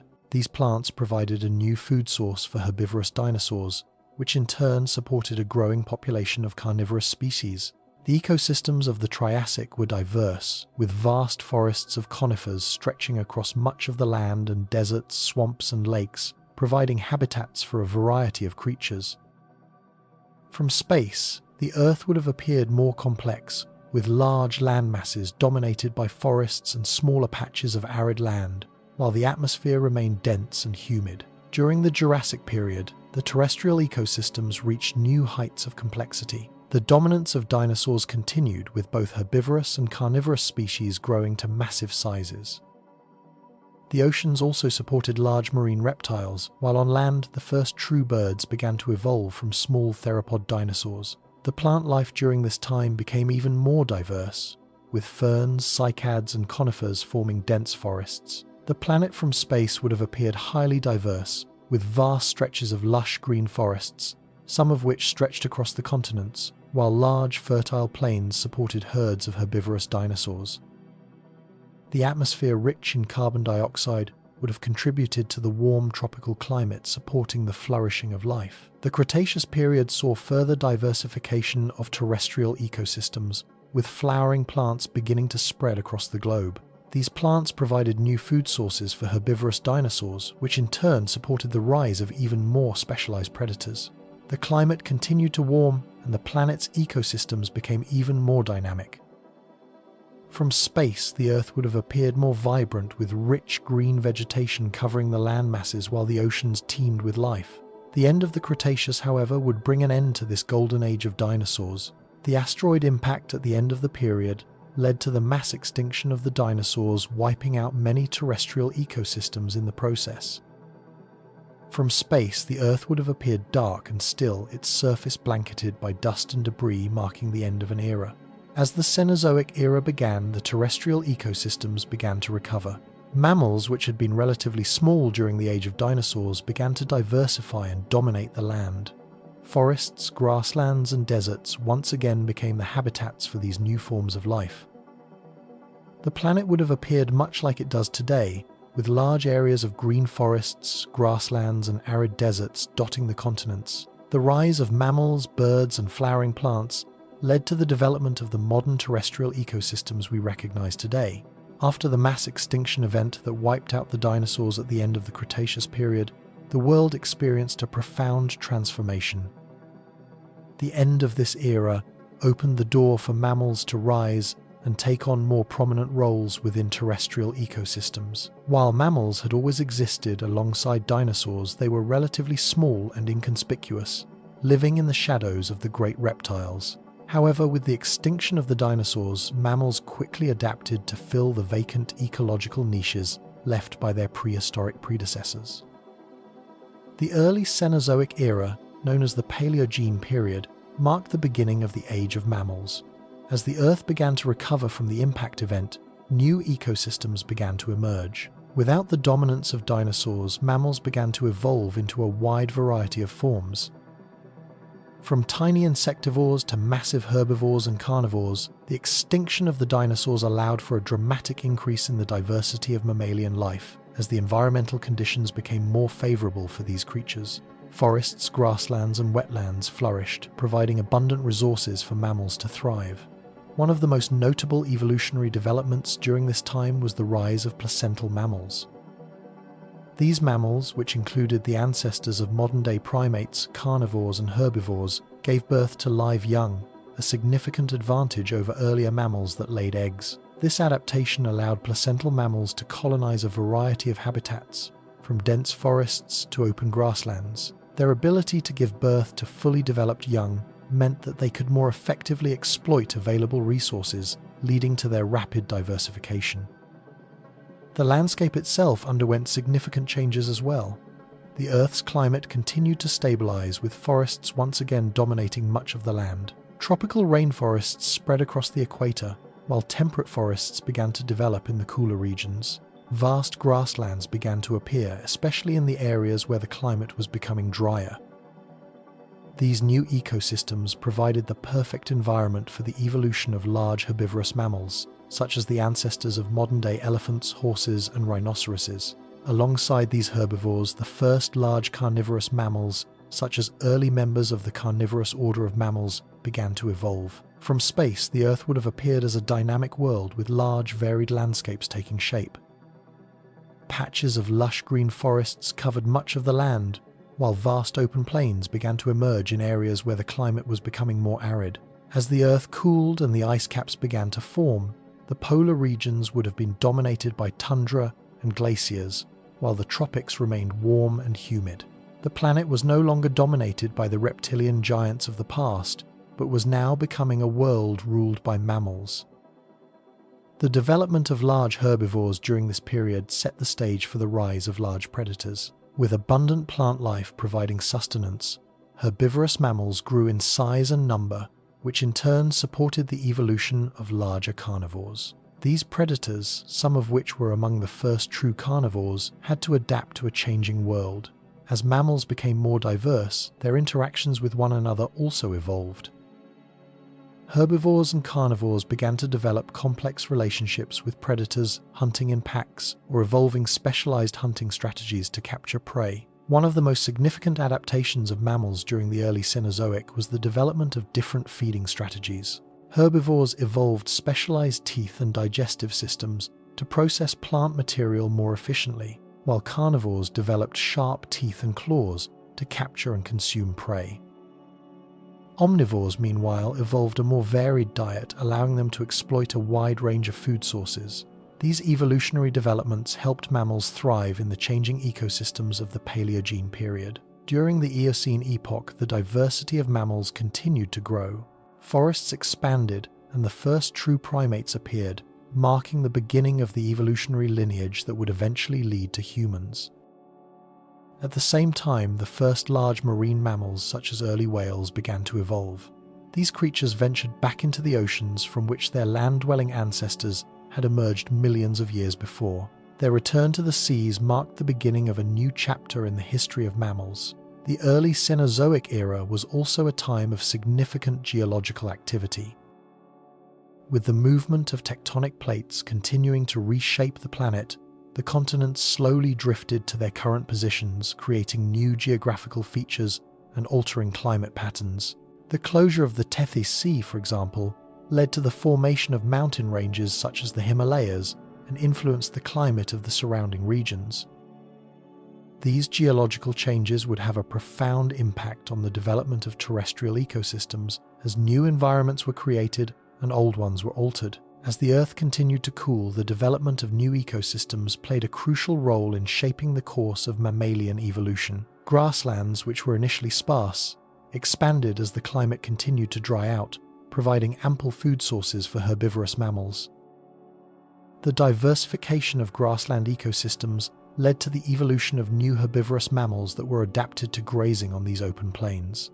These mammals, such as the early ancestors of modern-day horses and bison, played a crucial role in shaping the landscapes they inhabited, as their grazing habits contributed to the expansion of grasslands and the reduction of forests in certain regions. By the Miocene epoch, the Earth's ecosystems had become even more complex. The climate continued to cool, leading to the development of more distinct seasons in many parts of the world. Forests continued to thrive in some regions while grasslands spread across the planet's interior. The rise of savannas, where grasslands mixed with scattered trees, provided ideal habitats for both herbivores and carnivores. The evolution of large grazing mammals, such as antelopes and early members of the bovine family, was a key feature of this period, as these animals adapted to the open landscapes of the savanna. Meanwhile, the carnivorous mammals that preyed on these herbivores evolved alongside them, leading to the development of specialized hunting strategies. Large cats, such as the saber-toothed tiger, evolved to hunt in packs and take down large prey, while other predators, such as early wolves, developed social structures that allowed them to work together to catch their quarry.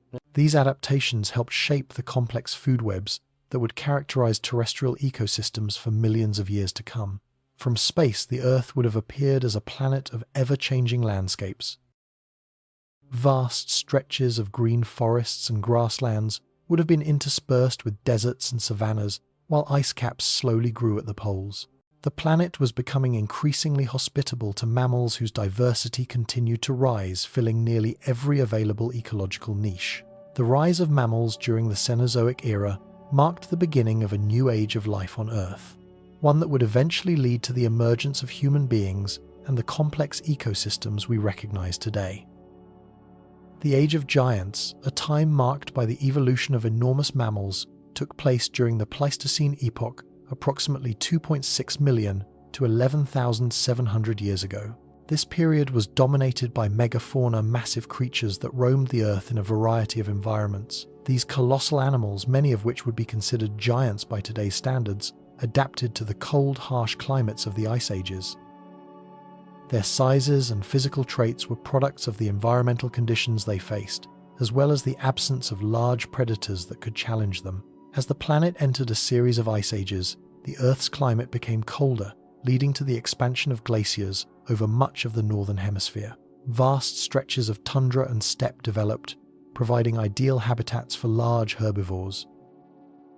Grasslands covered the Earth's surface, and this rich, nutrient-dense environment supported the growth of large vegetation, which fueled the enormous herbivores that grazed the land. Mammals adapted to these conditions, evolving to become much larger than their predecessors. Megafauna were present on every continent during this period. In the northern latitudes, woolly mammoths and mastodons dominated the cold, icy landscapes. These creatures, with their thick fur and long curved tusks, were perfectly suited to the freezing conditions of the Pleistocene. Their bodies were massive, with adult males of the woolly mammoth weighing several tons. Their size was an adaptation to the cold, as larger bodies retained heat more effectively. In addition to their size, their tusks were used for foraging beneath the snow as well as for defense against predators and rivals. At the same time, giant ground sloths roamed the forests and grasslands of North and South America. These herbivores, which could reach up to 20 feet in length, were some of the largest mammals to ever walk the Earth. Their slow movements were offset by their massive size, and they had few natural predators, as their enormous bulk made them difficult to hunt. They primarily fed on vegetation, using their long claws to pull down branches and trees to reach leaves high above the ground. In Australia, the megafauna were no less impressive. The giant wombat, a herbivore the size of a small car, and the diprotodon, a massive marsupial that resembled a giant wombat or a large bear, were common. These creatures, alongside enormous flightless birds like the mihirung, were well suited to the Australian environment. Their massive size helped them survive in an ecosystem where smaller creatures struggled against the challenges posed by the land's extreme temperatures. In Africa, the savannas were home to giant rhinoceroses and the largest terrestrial carnivore ever to live, the short-faced bear. These animals existed alongside the ancestors of modern elephants and buffalo. The African continent, with its diverse ecosystems, provided a range of environments for these giants to thrive, from open grasslands to dense forests. The oceans, too, were inhabited by giant creatures during the Pleistocene. The seas were filled with enormous whales and giant sharks. These ocean giants evolved in response to the abundant marine life that flourished during this time, making them some of the largest creatures ever to have lived on Earth. The giant sperm whale, which could reach lengths of over 60 feet, ruled the oceans, preying on giant squid and other deep-sea creatures. The oceans were a critical ecosystem during this time, as they supported a wide range of creatures, both large and small, that interacted within a delicate balance. The rise of megafauna was a result of the environmental conditions created by the ice ages. The cooler temperatures and the vast expanses of tundra allowed for the evolution of massive herbivores, which in turn supported the rise of larger predators. However, the end of the Pleistocene saw a rapid decline in these giant animals, a phenomenon that is still debated by scientists today. While climate change and human hunting played significant roles in the extinction of many megafauna species, it is clear that the combination of these factors led to a dramatic loss of biodiversity. As the climate warmed at the end of the ice ages, glaciers began to retreat, and the landscapes that had once been ideal for megafauna changed. Forests expanded, and the open grasslands that had sustained large herbivores began to shrink. The once abundant food sources for megafauna became scarcer, and many of these large creatures struggled to adapt to the changing environment. At the same time, human populations were increasing, and early humans who had learned to hunt and use tools began to target these massive animals for food and resources. Humans likely played a significant role in the extinction of many megafauna species. Archaeological evidence suggests that early humans hunted large animals, such as mammoths and mastodons, possibly contributing to their population decline. The rise of more advanced hunting techniques, including the use of spears and traps, made humans more effective at capturing these giants. As human populations spread across the globe, the pressure on megafauna species increased, further driving their decline. The warming climate of the Holocene also contributed to the disappearance of megafauna. As temperatures rose, many of the cold-adapted species that had thrived during the ice ages were no longer able to survive. The changing ecosystems, combined with the growing presence of humans, led to the extinction of many of these giant animals. By the end of the Pleistocene, the age of megafauna had come to a close. Today, only a few remnants of this once great age remain. Modern elephants, rhinos, and hippos are the descendants of these ancient giants. While their sizes are much smaller than those of their prehistoric ancestors, they still embody the legacy of the megafauna that once roamed the Earth. The extinction of these animals marked a dramatic shift in the ecosystems of the planet, paving the way for the rise of smaller mammals and the eventual dominance of human civilizations. Looking back from space, the Earth during the Pleistocene would have appeared as a land of vast open plains and towering ice sheets. Large herds of herbivores would have dotted the landscape, while packs of carnivores hunted in the distance. The oceans would have been filled with giant creatures, and the skies above would have been dominated by enormous birds. It was a time of great diversity and complexity, a period when giants ruled the Earth. The Ice Ages, a series of long periods of global cooling, had profound effects on the Earth's ecosystems, shaping the landscapes, climates, and species that we know today. Spanning millions of years, these cold periods drastically altered the planet's surface, creating the conditions that led to the development of modern ecosystems and the eventual rise of human civilization. The Ice Ages, often referred to as the Pleistocene glaciation, began around 2.6 million years ago and lasted until approximately 11,000 to 700 years ago, influencing everything from the formation of glaciers to the evolution of species. As the Earth entered the Ice Ages, the planet's climate shifted, with average temperatures dropping significantly. Massive ice sheets spread across large portions of North America, Europe, and Asia, while other regions of the world, such as parts of Africa and Australia, experienced cooler, drier conditions. This cooling trend led to the expansion of tundra and steppe environments, where cold-adapted plants and animals could thrive. These environments became the primary habitats for many species, and the adaptations they developed would go on to shape the world in ways that are still visible today. During the Ice Ages, glaciers' huge, slow-moving rivers of ice carved out vast portions of the landscape as they advanced and retreated over thousands of years. Glaciers shaped valleys, mountains, and fjords, leaving behind distinctive features that are still found in regions like Canada, Scandinavia, and the Alps. The glaciers also had a significant impact on the ocean levels, as large volumes of water were locked up in ice. This caused sea levels to drop, exposing large portions of the continental shelves and creating land bridges that allowed species to migrate between continents. In addition to the glaciers, the Ice Ages also brought about dramatic changes in the flora and fauna of the planet. Plants, which had evolved to survive in warm climates, were forced to adapt to the colder conditions. Some species, like the woolly mammoth, developed thick coats of fur to protect themselves from the harsh temperatures, while others, like the saber-toothed tiger, evolved larger bodies and stronger teeth to hunt and defend themselves in a cold, challenging environment. These adaptations allowed many species to thrive during the Ice Ages, but they also set the stage for future extinctions. As the planet warmed and the glaciers retreated, ecosystems changed again. Species that had evolved to survive in the cold Ice Age environments found themselves unable to adapt to the warming climate. The loss of habitat, combined with the arrival of human hunters, led to the extinction of many megafauna species, including the woolly mammoth, the giant ground sloth, and the saber-toothed tiger. But while the Ice Ages led to the extinction of many iconic species, they also provided the foundation for the ecosystems we know today. The cooling and warming cycles during the Ice Ages led to the formation of new biomes such as tundra, temperate forests, and grasslands.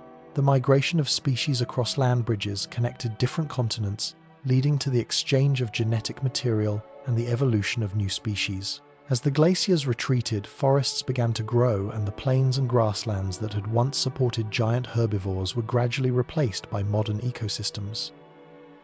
The cooling and warming of the planet during the Ice Ages also had a lasting impact on plant life. In regions like North America and Europe, the retreating glaciers left behind fertile soils that would become the foundation for modern forests. As temperatures warmed, these areas were colonized by trees like pine, spruce, and birch, which would go on to form the dense forests that we associate with these regions today. These forests would provide habitat for a variety of species, from small mammals to large predators, and play a key role in shaping the biodiversity of the planet. Meanwhile, in the oceans, the Ice Ages also brought about significant changes. The lower sea levels exposed vast stretches of the continental shelves, creating new habitats for marine life. This led to the evolution of new species and the migration of marine creatures to new regions. As the Ice Ages ended and sea levels rose again, these new ecosystems were inundated, but their influence on oceanic biodiversity can still be seen in the marine species that inhabit the planet today. The end of the Ice Ages marked a significant turning point in the Earth's history. With the arrival of warmer temperatures, ecosystems began to transform once again. The vast ice sheets that had once covered much of the northern hemisphere began to melt, giving rise to new habitats for plants and animals. This warming trend brought about the rise of the modern climate zones that we are familiar with today, including tropical, temperate, and polar regions. The disappearance of the ice sheets also led to the rise of human civilization. As the climate warmed, humans began to migrate out of Africa and into other parts of the world, adapting to new environments and developing new technologies to survive. The end of the Ice Ages marked the beginning of the Holocene epoch, a period that saw the growth of agriculture, the domestication of animals, and the rise of complex societies. The ice ages, despite their dramatic changes, ultimately helped shape the Earth's ecosystems into the diverse and complex web of life that exists today. From the glaciers that carved the land to the warming temperatures that fostered new plant and animal species, the ice ages set the stage for the rise of modern ecosystems. While the extinction of many megafauna species marked the end of one era, it also paved the way for the development of ecosystems that continue to support life on Earth. The legacy of the ice ages is seen not only in the landforms and climate patterns of today, but also in the incredible diversity of species that call the planet home. As we look at the Earth from space today, we can see the lasting impact of the ice ages on the planet's surface. Vast, frozen tundras and the remnants of ancient glaciers still mark the regions that were once covered by ice, while the lush green forests and grasslands of the temperate and tropical zones tell the story of a warmer world. The oceans teeming with life reflect the changes brought about by the ice ages. From the evolution of marine species to the shifting currents and sea levels, the ice ages were a pivotal chapter in the history of life on Earth. In all their grandeur and devastation, they shaped the planet in ways that are still visible to us today. The age of humans, which began roughly 300,000 years ago, marks a pivotal chapter in the history of Earth's ecosystems. Unlike any other species, humans have had a profound and lasting impact on the planet's landscapes, climates, and biodiversity. From the earliest hunter-gatherer societies to the rise of agricultural civilizations and modern industrialization, human activity has altered the course of natural history. This period is defined not only by the rise of human culture and technology, but also by the dramatic effects humans have had on the Earth's ecosystems and the extinction of numerous species. Early humans, or Homo sapiens, emerged in Africa and gradually spread across the globe, adapting to various environments and creating societies that interacted with their surroundings. These early humans were hunter-gatherers, relying on the natural resources around them for survival. They hunted large animals, gathered plant-based food, and created tools from stone and bone. Although their populations were small and their technology primitive compared to today, they still had an influence on the environment. As human populations grew, so did their impact on the ecosystems they inhabited. The spread of humans across continents brought with it the hunting of large megafauna, including mammoths, mastodons, and giant ground sloths. Archaeological evidence suggests that these early humans, with their tools and cooperative hunting strategies, played a significant role in the extinction of many of these giant species.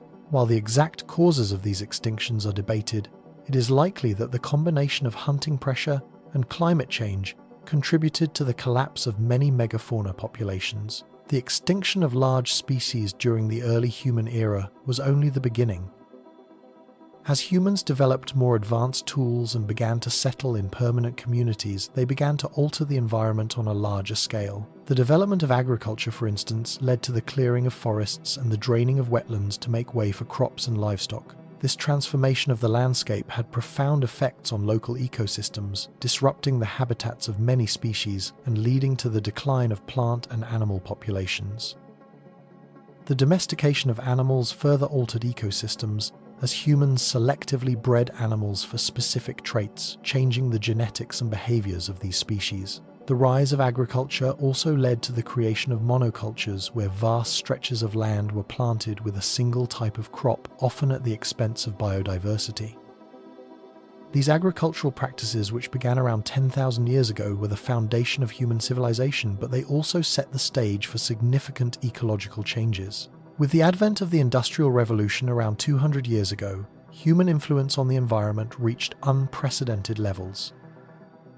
Industrialization brought about the mass production of goods, the widespread use of fossil fuels, and the creation of new technologies that enabled humans to modify the landscape on a global scale.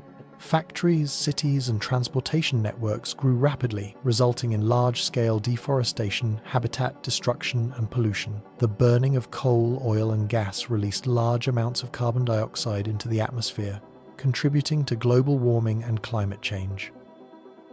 The Industrial Revolution also spurred the rapid expansion of human populations, which in turn led to increased demands for food, water, and other resources. The growth of cities, the rise of commercial agriculture, and the expansion of mining and drilling operations all contributed to the degradation of ecosystems. Forests were cleared for timber and farmland, wetlands were drained for development, and rivers were dammed to provide water for cities and agriculture.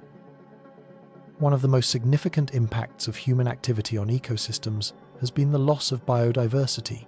As habitats are destroyed and species are overexploited for food, medicine, and other resources, many species have gone extinct. The extinction rate has increased dramatically in recent centuries, with an estimated 1 million species currently at risk of extinction due to human activity. The main drivers of this extinction crisis include habitat destruction, pollution, climate change, overfishing, and the introduction of invasive species. The loss of biodiversity has far-reaching consequences for ecosystems. Every species plays a role in maintaining the balance of an ecosystem, and when species disappear, it can lead to the collapse of entire ecosystems. For example, the extinction of bees, which are critical pollinators for many crops, could lead to the collapse of food systems. Similarly, the loss of large predators such as wolves or sharks can disrupt the food chain and lead to the overpopulation of certain species, which in turn can harm plant life and other animals. Climate change driven by the burning of fossil fuels and the release of greenhouse gases is another major factor impacting ecosystems. As the planet warms, ecosystems are being forced to adapt. Many species are migrating to cooler regions or higher altitudes, but not all species can move fast enough to keep up with the changing climate. This has led to a phenomenon known as climate-driven extinction, where species that cannot adapt to the new conditions are disappearing. Some species are also facing changes in the timing of events like breeding, migration, and flowering, which disrupts their ability to survive. The effects of human activity on the planet are not limited to the loss of species and the disruption of ecosystems. Pollution has become a major environmental issue, with toxins from industrial waste, agricultural runoff, and plastics poisoning ecosystems around the world. The oceans are filled with plastic waste, which harms marine life, while air pollution from factories and vehicles contributes to respiratory illnesses and environmental degradation. The contamination of soil and water by chemicals has led to the degradation of agricultural land and the contamination of drinking water sources. Despite the widespread destruction caused by human activity, there are efforts underway to mitigate the damage and protect ecosystems. Conservation efforts, such as the creation of protected areas, wildlife corridors, and breeding programs, have helped to save some species from extinction. Sustainable agriculture, which focuses on practices that minimize environmental damage, is gaining traction as an alternative to industrial farming. The shift towards renewable energy sources such as wind, solar, and hydroelectric power aims to reduce the reliance on fossil fuels and curb climate change. The concept of rewilding, restoring ecosystems to their natural state by reintroducing extinct or endangered species, has also gained attention in recent years. Efforts to reintroduce species like wolves, bison, and even the woolly mammoth through genetic engineering are being explored as ways to restore ecological balance and improve biodiversity. As we look at the planet from space, it is clear that humans have had a profound effect on the Earth's ecosystems. Vast stretches of land have been transformed for agriculture, industry, and urban development, while the effects of climate change are visible in the warming of the oceans, shrinking ice caps, and increased frequency of extreme weather events. Despite the damage done, the resilience of the planet's ecosystems is evident. Many species are adapting to new conditions, and efforts to protect and restore ecosystems are ongoing.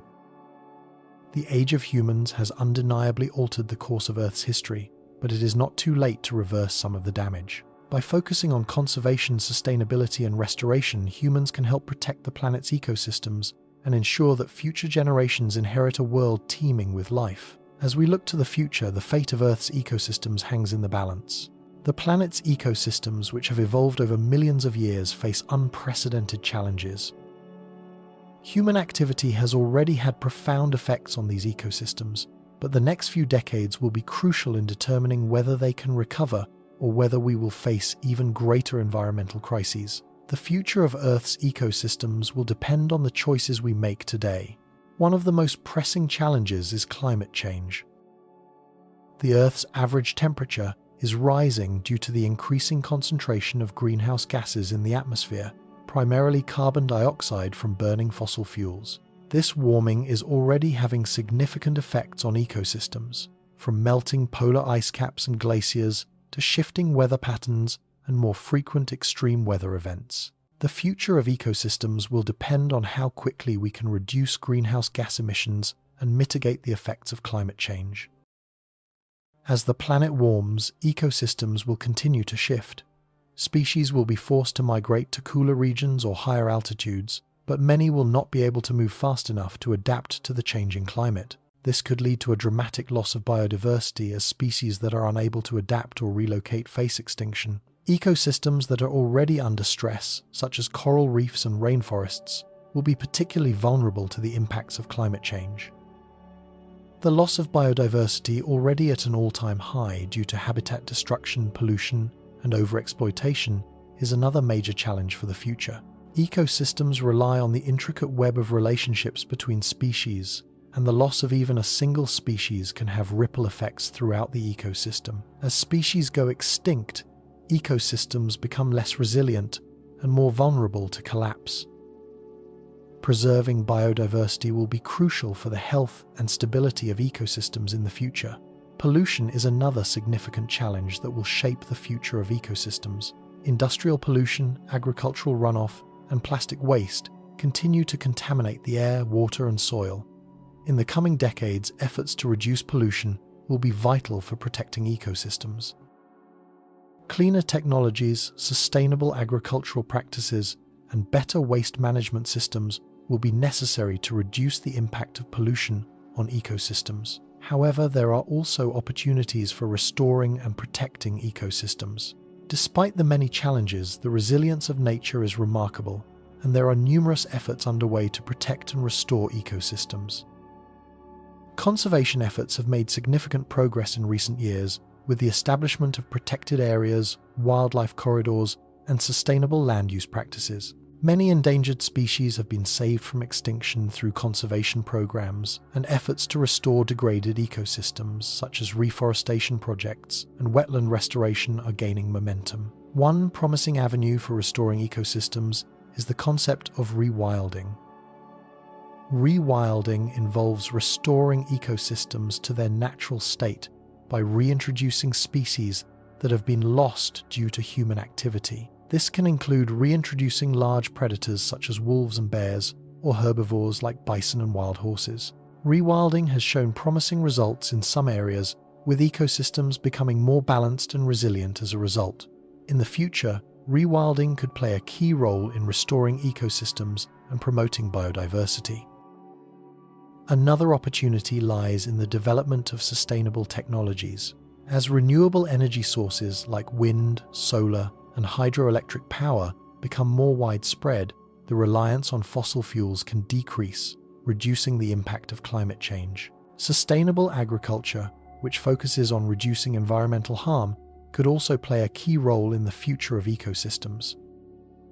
Practices like agroforestry, organic farming, and regenerative agriculture can help restore soil health, reduce pollution, and increase biodiversity on farmlands. There is also potential for innovation in technology and science that could help us address environmental challenges. For example, advances in biotechnology could allow for the restoration of ecosystems through genetic engineering, such as the reintroduction of extinct species or the modification of species to be more resilient to climate change. Artificial intelligence and data analysis could help us monitor ecosystems more effectively, enabling faster responses to threats like invasive species or habitat loss. The future of Earth's ecosystems will also depend on the actions of governments, businesses, and individuals.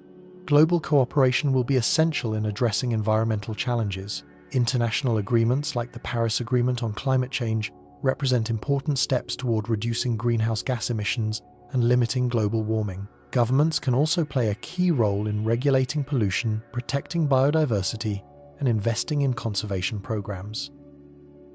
Businesses will need to embrace sustainable practices and take responsibility for their environmental impact.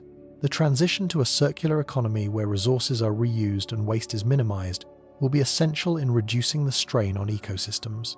Companies that prioritize sustainability will help pave the way for a more sustainable future. Individuals also have a role to play. Through lifestyle choices such as reducing consumption, supporting sustainable products, and advocating for environmental policies, people can contribute to the preservation of ecosystems. Small actions, when taken by millions of individuals, can have a significant collective impact on the environment. As we move into the future, it is clear that the challenges facing Earth's ecosystems are immense. However, there is hope.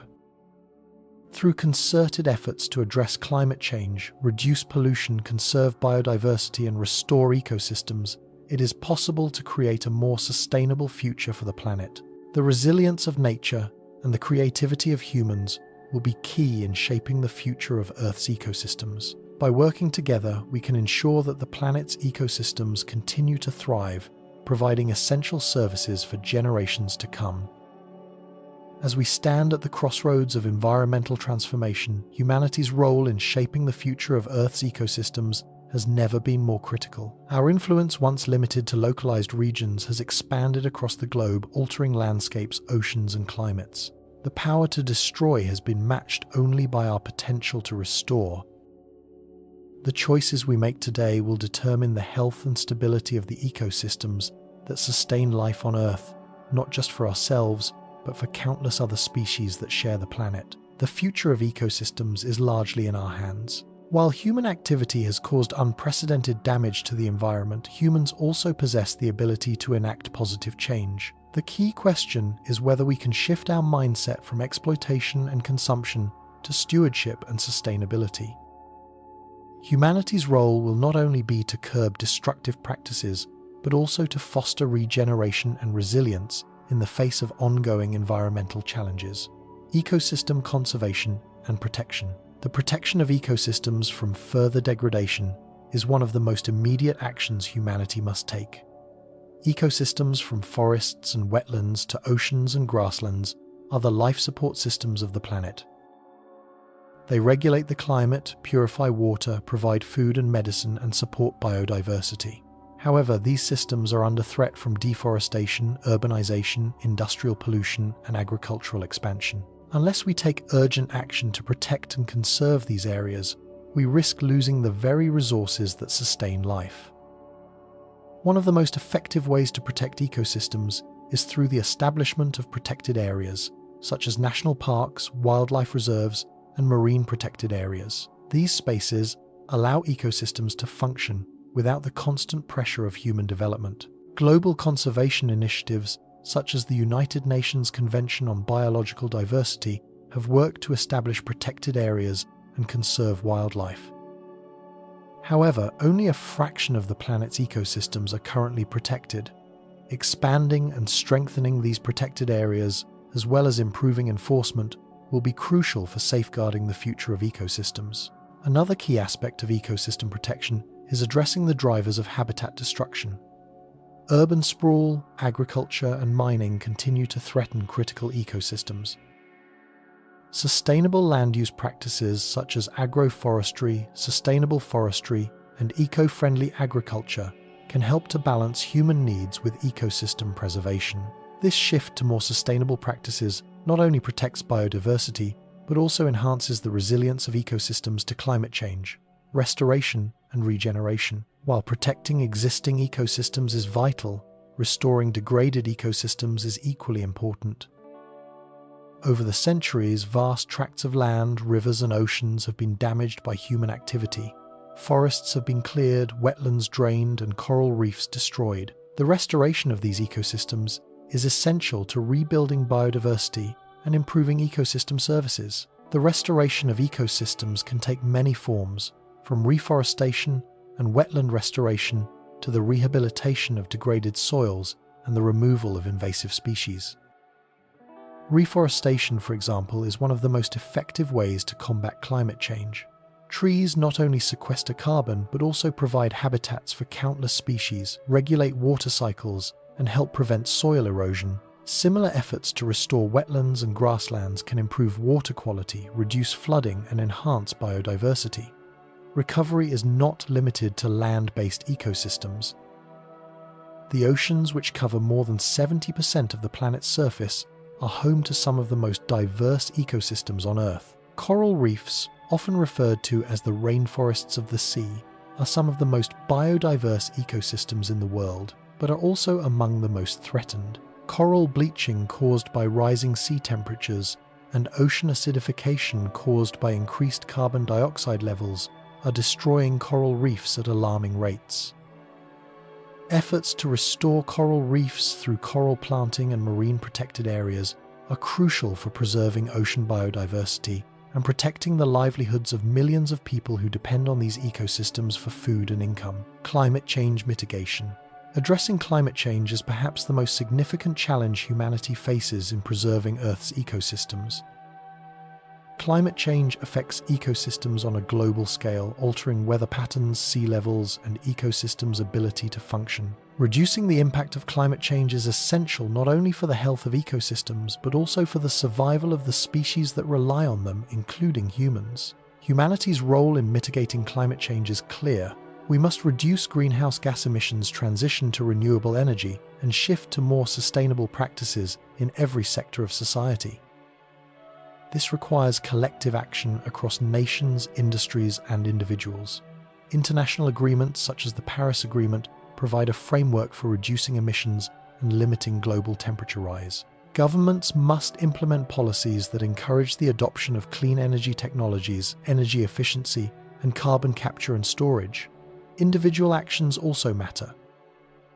Transitioning to sustainable lifestyles, reducing waste, supporting sustainable agriculture, and adopting low-carbon technologies can all contribute to mitigating climate change. The transition to a circular economy where resources are reused, recycled, and sustainably sourced will also reduce the pressure on ecosystems and lessen environmental degradation. Biodiversity preservation and genetic conservation.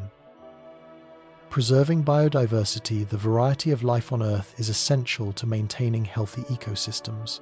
Every species, no matter how small, plays a role in the functioning of ecosystems, from pollinators that ensure the reproduction of plants to apex predators that regulate prey populations. The loss of biodiversity weakens ecosystems and makes them more vulnerable to collapse. This is why protecting endangered species and promoting biodiversity conservation is a key aspect of humanity's role in safeguarding ecosystems. In addition to protecting species in the wild, genetic conservation is becoming increasingly important. Advances in biotechnology and genomics have allowed for the collection and preservation of genetic material from endangered species, which can be used to help repopulate species that are at risk of extinction. Gene banks and seed banks are also being established to protect the genetic diversity of plants and animals for future generations. This technology, along with efforts to combat poaching and illegal trade, can play a pivotal role in preserving biodiversity.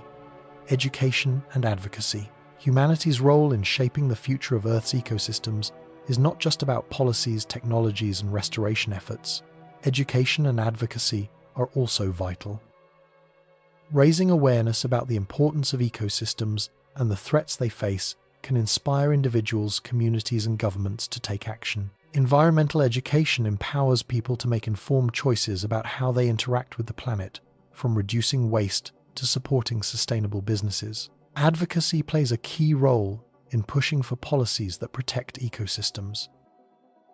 Environmental organizations and grassroots movements have been instrumental in advocating for stronger environmental protections, more funding for conservation, and policies that address climate change. As public awareness of environmental issues grows, so does the political pressure to implement change. Collectively, these efforts can drive the systemic change needed to protect and restore ecosystems. The path forward. As we look to the future, humanity's role in shaping Earth's ecosystems will be defined by our ability to act. The challenges are immense, but the opportunities are just as great. Through conservation, restoration, climate action, and biodiversity preservation, we can safeguard the health of the planet for future generations. While the road ahead may be difficult, humanity has the knowledge, technology, and creativity to rise to the challenge. The question is not whether we can create a better future for ecosystems, but whether we have the will to do so. The future of Earth's ecosystems depends on the choices we make today. Will we continue on a path of destruction, or will we embrace our role as stewards of the planet? The future of life on Earth rests in our hands. Technology has the potential to be one of the most powerful tools in the fight, to preserve and restore Earth's ecosystems. While human activity has led to significant environmental degradation, technological advancements are also paving the way for more sustainable practices and the restoration of ecosystems. From artificial intelligence to renewable energy and biotechnology, technology offers innovative solutions to the challenges facing our planet's ecosystems. Monitoring and data collection. One of the critical roles technology can play in ecosystem preservation is through monitoring and data collection. Understanding the health of ecosystems is essential for taking effective action. Modern technology allows for the collection and analysis of large amounts of environmental data, enabling scientists to monitor ecosystems on a global scale in real time. Satellite technology, for example, has revolutionized our ability to track deforestation, monitor changes in land use, and observe shifts in the climate. Satellites can provide data on temperature changes, forest cover, and even the movement of wildlife, which can help inform conservation efforts. In addition, sensors placed in forests, oceans, and other ecosystems can provide continuous data on environmental conditions, enabling rapid responses to environmental changes. Drones are another valuable tool for monitoring ecosystems. They can be used to survey large and remote areas such as forests and coral reefs, and provide high-resolution images that are difficult to obtain using traditional methods. Drones can help scientists track changes in biodiversity, assess the health of ecosystems, and monitor conservation efforts. They are also useful in areas where it is difficult or dangerous to send human researchers. Artificial intelligence (AI) plays a key role in processing and analyzing the vast amounts of data collected from satellites, drones, and sensors. AI algorithms can identify patterns, predict future environmental changes, and assess the effectiveness of conservation strategies. This ability to quickly process and analyze data is invaluable in responding to environmental threats in a timely manner. Renewable energy.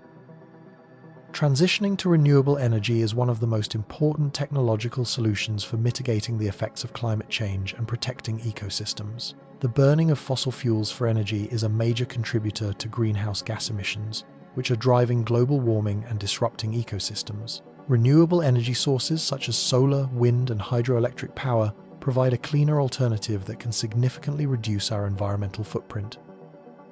Solar power, for example, has seen rapid technological advancements in recent years, making it more affordable and efficient. Solar panels are now able to generate more energy from less sunlight, and new innovations such as solar farms and solar windows are expanding the potential for solar energy to replace fossil fuels. Similarly, wind energy has become a major player in the renewable energy sector, with wind turbines becoming more efficient and cost-effective. Another promising renewable energy source is geothermal energy, which harnesses heat from the Earth's core to generate electricity. Geothermal power plants have the potential to provide a continuous and reliable source of energy without emitting harmful greenhouse gases. Hydropower, which uses the movement of water to generate electricity, remains a critical source of renewable energy in many parts of the world, though care must be taken to ensure that it does not negatively impact aquatic ecosystems. As renewable energy sources continue to evolve, they will play a crucial role in reducing our reliance on fossil fuels and protecting ecosystems from the harmful effects of climate change. Biotechnology and genetic engineering. Biotechnology and genetic engineering offer innovative solutions to some of the most pressing environmental challenges. Genetic modification techniques can help create more resilient crops that require fewer pesticides, conserve water, and withstand the effects of climate change. Genetically modified organisms (GMOs) have already been developed to increase crop yields and improve the nutritional value of food, and further advancements in this field could help address food security concerns while reducing environmental impact. In addition to agriculture, biotechnology is being used to restore ecosystems and mitigate environmental damage. One such example is the use of genetically engineered bacteria and fungi to clean up polluted environments. These organisms can break down toxins and pollutants, such as oil spills, heavy metals, and plastics, effectively removing harmful substances from the environment. Genetic engineering is also being explored as a tool for conserving endangered species. In some cases, scientists are working to edit the genes of endangered species to make them more resilient to environmental changes, such as disease or climate fluctuations. While controversial, these technologies could offer a last resort option for saving species on the brink of extinction. Precision agriculture. Agriculture is one of the primary drivers of environmental degradation, with practices such as deforestation, pesticide use, and overgrazing contributing to habitat loss and biodiversity decline. However, technological advancements in agriculture are offering new ways to produce food more sustainably and minimize environmental harm. Precision agriculture, which uses technology to monitor and manage crops with high accuracy, is one of the most promising approaches.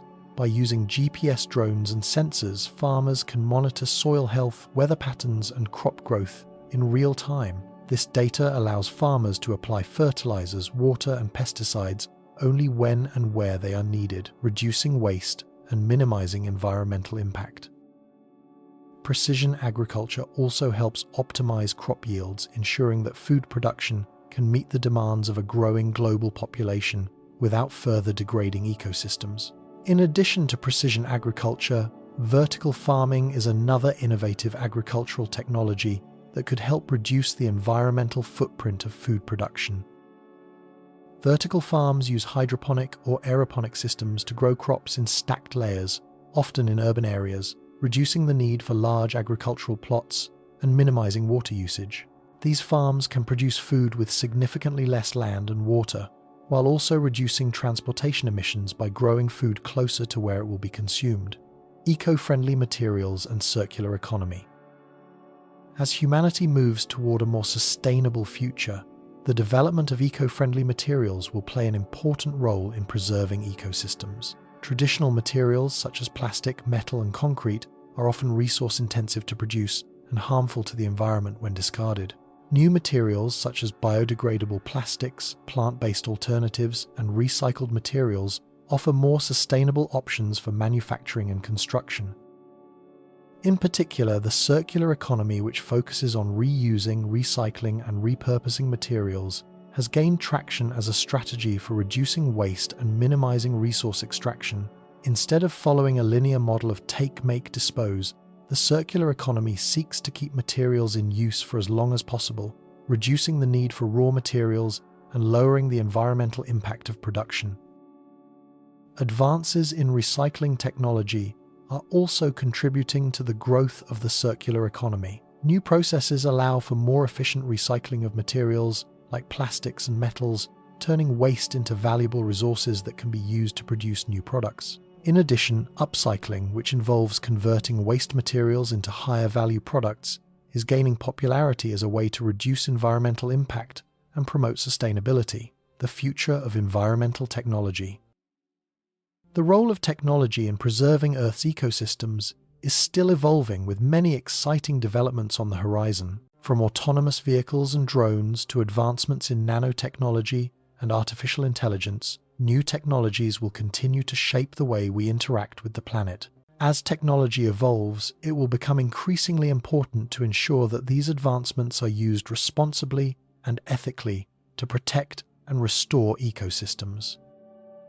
One area of growth is the use of artificial intelligence in environmental monitoring and decision-making. AI can help optimize resource use, predict environmental changes, and automate conservation efforts, making it an invaluable tool in ecosystem management. For example, AI can be used to track wildlife populations, identify threats to ecosystems, and even develop new conservation strategies based on data analysis.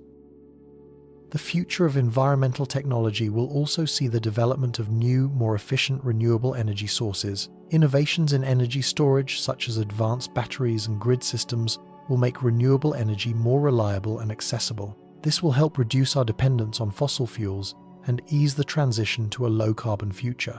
As technology continues to evolve, humanity will be better equipped to tackle the challenges facing Earth's ecosystems. While the road ahead will not be easy, the potential of technology to drive positive environmental change offers hope for a more sustainable and resilient future. Climate change has had profound effects on Earth's ecosystems throughout history, influencing the composition of species, the structure of environments, and the planet's overall habitability. While the current climate crisis is a modern phenomenon, prehistoric climate shifts offer valuable insights into how ecosystems respond to extreme changes in temperature, atmospheric composition, and sea levels. These shifts were key factors in shaping the evolution of life on Earth, with major climatic events often preceding mass extinctions that forever altered the planet's biodiversity. The Paleozoic era, the earliest signs of climate change. The Paleozoic era, spanning from roughly 541 to 252 million years ago, saw some of the most dramatic changes in Earth's climate and ecosystems. During this time, the planet experienced several ice ages, as well as periods of intense global warming. These climatic fluctuations played a crucial role in shaping the ecosystems of the era. Early in the Paleozoic, Earth's continents were positioned in a way that allowed for massive glaciations. The late Ordovician, about 445 million years ago, was marked by a major ice age, which caused a significant drop in sea levels and a shift in atmospheric conditions. The cooling of the planet reduced the habitable area for many species, particularly marine life, leading to one of the largest mass extinctions in Earth's history. In the Ordovician Silurian extinction event, nearly 85% of marine species were wiped out, and ecosystems that had thrived in warmer waters disappeared. After this ice age, the planet warmed significantly during the Silurian and Devonian periods. This warming led to the formation of lush, carbon-rich forests and the diversification of life, particularly terrestrial plants and early land-dwelling animals. However, the warmer conditions also set the stage for further ecological changes, including fluctuations in atmospheric oxygen levels, which played a role in the extinction of certain species and the rise of new ones. The Mesozoic era, the age of the dinosaurs and climate extremes. The Mesozoic era, often referred to as the age of the dinosaurs, was a period of significant climate change that saw Earth's ecosystems evolve into the rich, diverse landscapes that we associate with dinosaurs and other prehistoric creatures. During the Triassic, Jurassic, and Cretaceous periods, the planet's climate was generally warmer and more stable than today, but it was also marked by periodic extremes that influenced both plant and animal life. Early in the Mesozoic, the planet's climate was much warmer than it is now. The Middle Triassic, around 230 million years ago, was a time of relatively stable temperatures and high atmospheric carbon dioxide levels. This warm climate allowed dinosaurs to flourish, and early plants adapted to these conditions by evolving into the vast forests of conifers, cycads, and ferns that dominated the landscape. However, throughout the Mesozoic, the Earth also experienced major shifts in climate. One of the most significant was the late Jurassic period around 150 million years ago, when global temperatures began to rise even further. This warm phase was accompanied by increased volcanic activity, which released large amounts of carbon dioxide and other greenhouse gases into the atmosphere, exacerbating global warming. This period saw the rapid diversification of dinosaurs and the rise of massive herbivores and predators, such as the sauropods and theropods, as well as the appearance of the first birds. The Cretaceous period around 100 million years ago was marked by even higher temperatures, creating a greenhouse Earth climate. The polar regions were much warmer and sea levels were higher than they are today. These warm conditions fostered the development of diverse ecosystems, including tropical forests, vast seas teeming with life, and extensive coral reefs. However, this period of warmth also brought environmental stress to some species. As temperatures rose and ecosystems shifted, some species struggled to adapt, leading to local extinctions and shifts in biodiversity. The Paleocene-Eocene thermal maximum PETM, a prehistoric climate crisis. Around 55 million years ago, during the transition from the Cretaceous to the Tertiary periods, Earth experienced one of the most extreme climate events in its history, the Paleocene-Eocene thermal maximum, or PETM. This period was marked by a rapid increase in global temperatures, likely caused by massive amounts of carbon released into the atmosphere, possibly due to volcanic activity, methane hydrates, or the release of carbon from oceanic reservoirs. During the PETM, temperatures rose by as much as 5 to 8 degrees Celsius over a relatively short period of time, around 10,000 years, a rate of change that far exceeds the current pace of global warming. This dramatic warming event led to widespread disruptions in ecosystems, causing a shift in the distribution of plant and animal species. Tropical plants migrated to higher latitudes, and many species of cold-adapted organisms were pushed to extinction. Marine ecosystems were also significantly affected.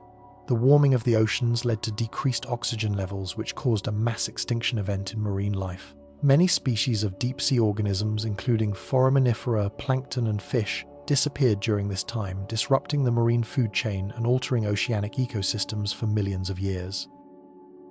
While the PETM was an event that occurred in the distant past, it provides a chilling preview of the potential effects of modern climate change. The rapid rate of warming during this period offers insight into how ecosystems might respond to the ongoing rise in global temperatures due to human activities. The role of climate change in the extinction of the dinosaurs.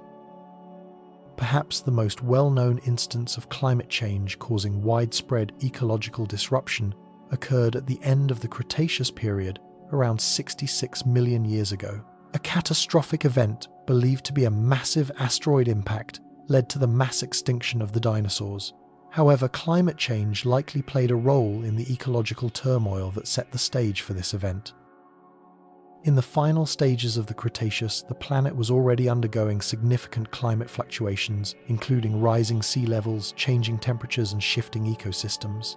These changes put considerable stress on ecosystems, particularly in the marine environment, where many species of marine reptiles and ammonites were already struggling to adapt.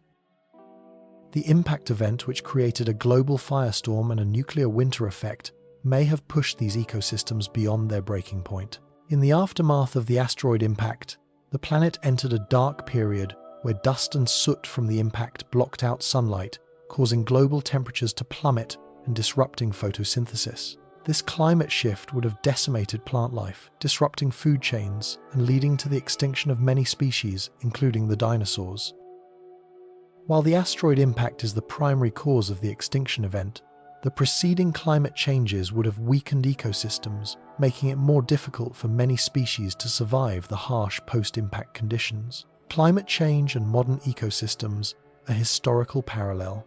The climate change events of prehistoric Earth offer important lessons for understanding the potential impact of current human-induced climate change on ecosystems.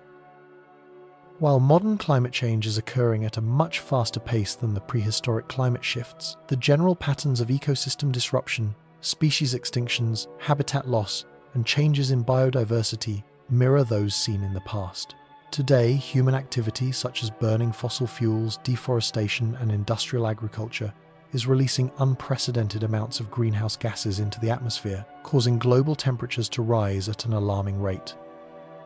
This rapid warming is already leading to shifts in ecosystems, with some species struggling to adapt to the changing conditions. The polar regions are warming faster than the rest of the planet, causing ice sheets to melt, while ecosystems in the tropics are facing stress from rising temperatures and deforestation. Climate change is also leading to ocean acidification, a process similar to the disruptions seen during the PETM. Increasing levels of carbon dioxide in the atmosphere are absorbed by the oceans, leading to a decrease in ocean pH levels. This is having a devastating impact on marine ecosystems, particularly coral reefs and shelled organisms, which are vital to the health of oceanic food chains. The lessons from prehistoric climate change remind us of the fragility of Earth's ecosystems in the face of rapid environmental shifts. While the planet has always experienced climate fluctuations, the unprecedented rate of change caused by human activities presents a unique challenge for ecosystems to adapt. Prehistoric plants played a central role in shaping Earth's ecosystems, influencing both the physical landscape and the development of animal life. From the first appearance of land plants to the massive forests of the Carboniferous period, plants were not only the foundation of most ecosystems, but also the driving force behind the evolution of complex ecological relationships. In this section, we explore how plant life evolved throughout the prehistoric eras and how it shaped the ecosystems of the past. The rise of land plants in the Ordovician period. The first land plants began to appear around 475 million years ago during the Ordovician period, marking a significant step in the evolution of life on Earth. These early plants were simple, non-vascular organisms that relied on water for reproduction and nutrient transport. They were small, moss-like plants that grew in moist, shaded environments. Their presence would have dramatically altered the landscape by stabilizing soil, preventing erosion, and providing new habitats for other organisms. The appearance of land plants had profound effects on the climate. As plants began to photosynthesize, they absorbed carbon dioxide from the atmosphere and released oxygen, slowly increasing oxygen levels and altering the planet's atmosphere. This process set the stage for the evolution of more complex life forms, including the eventual rise of animals that could breathe air, the Devonian period, the age of ferns, and the first forests. The Devonian period, around 400 million years ago, is often referred to as the age of ferns because of the widespread dominance of these plants during this time. During the early Devonian, plants began to evolve vascular tissues that allowed them to grow taller and more complex. This development was crucial for the expansion of terrestrial plant life, as it allowed plants to access more sunlight and nutrients from the soil, enabling them to grow larger and colonize a wider variety of environments. By the middle of the Devonian, the first true forests began to take shape. These early forests were dominated by ferns, horsetails, and lycophytes, which grew alongside the first tree-like plants, such as the giant club mosses and seedless plants. These forests were not only large but also diverse, with a wide range of plant species occupying different niches in the ecosystem. The spread of these early forests had far-reaching effects on the planet's climate and ecosystems. As plant life expanded, it contributed to the formation of vast peat bogs, which eventually formed the coal deposits that would become so important in the Carboniferous period. The increase in plant biomass also helped to lower atmospheric carbon dioxide levels, contributing to the cooling of the planet and the formation of ice caps. The Carboniferous period, the rise of towering trees and coal swamps. The Carboniferous period, which lasted from approximately 359 to 299 million years ago, was a time of extraordinary plant growth. During this period, the Earth's climate was warm and humid, providing ideal conditions for the growth of vast forests.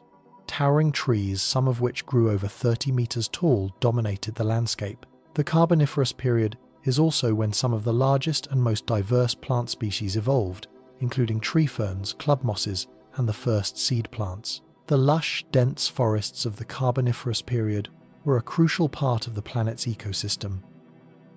The dense plant life provided a stable environment for a variety of animals, including the first amphibians and insects. The development of large plants also had a significant impact on Earth's atmosphere, as these forests absorbed vast amounts of carbon dioxide, leading to a reduction in greenhouse gases and contributing to a cooler climate.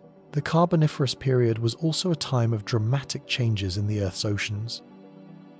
The increased burial of plant material in the soil led to the formation of massive peat bogs, which over millions of years would eventually transform into the coal deposits that fuel modern industry.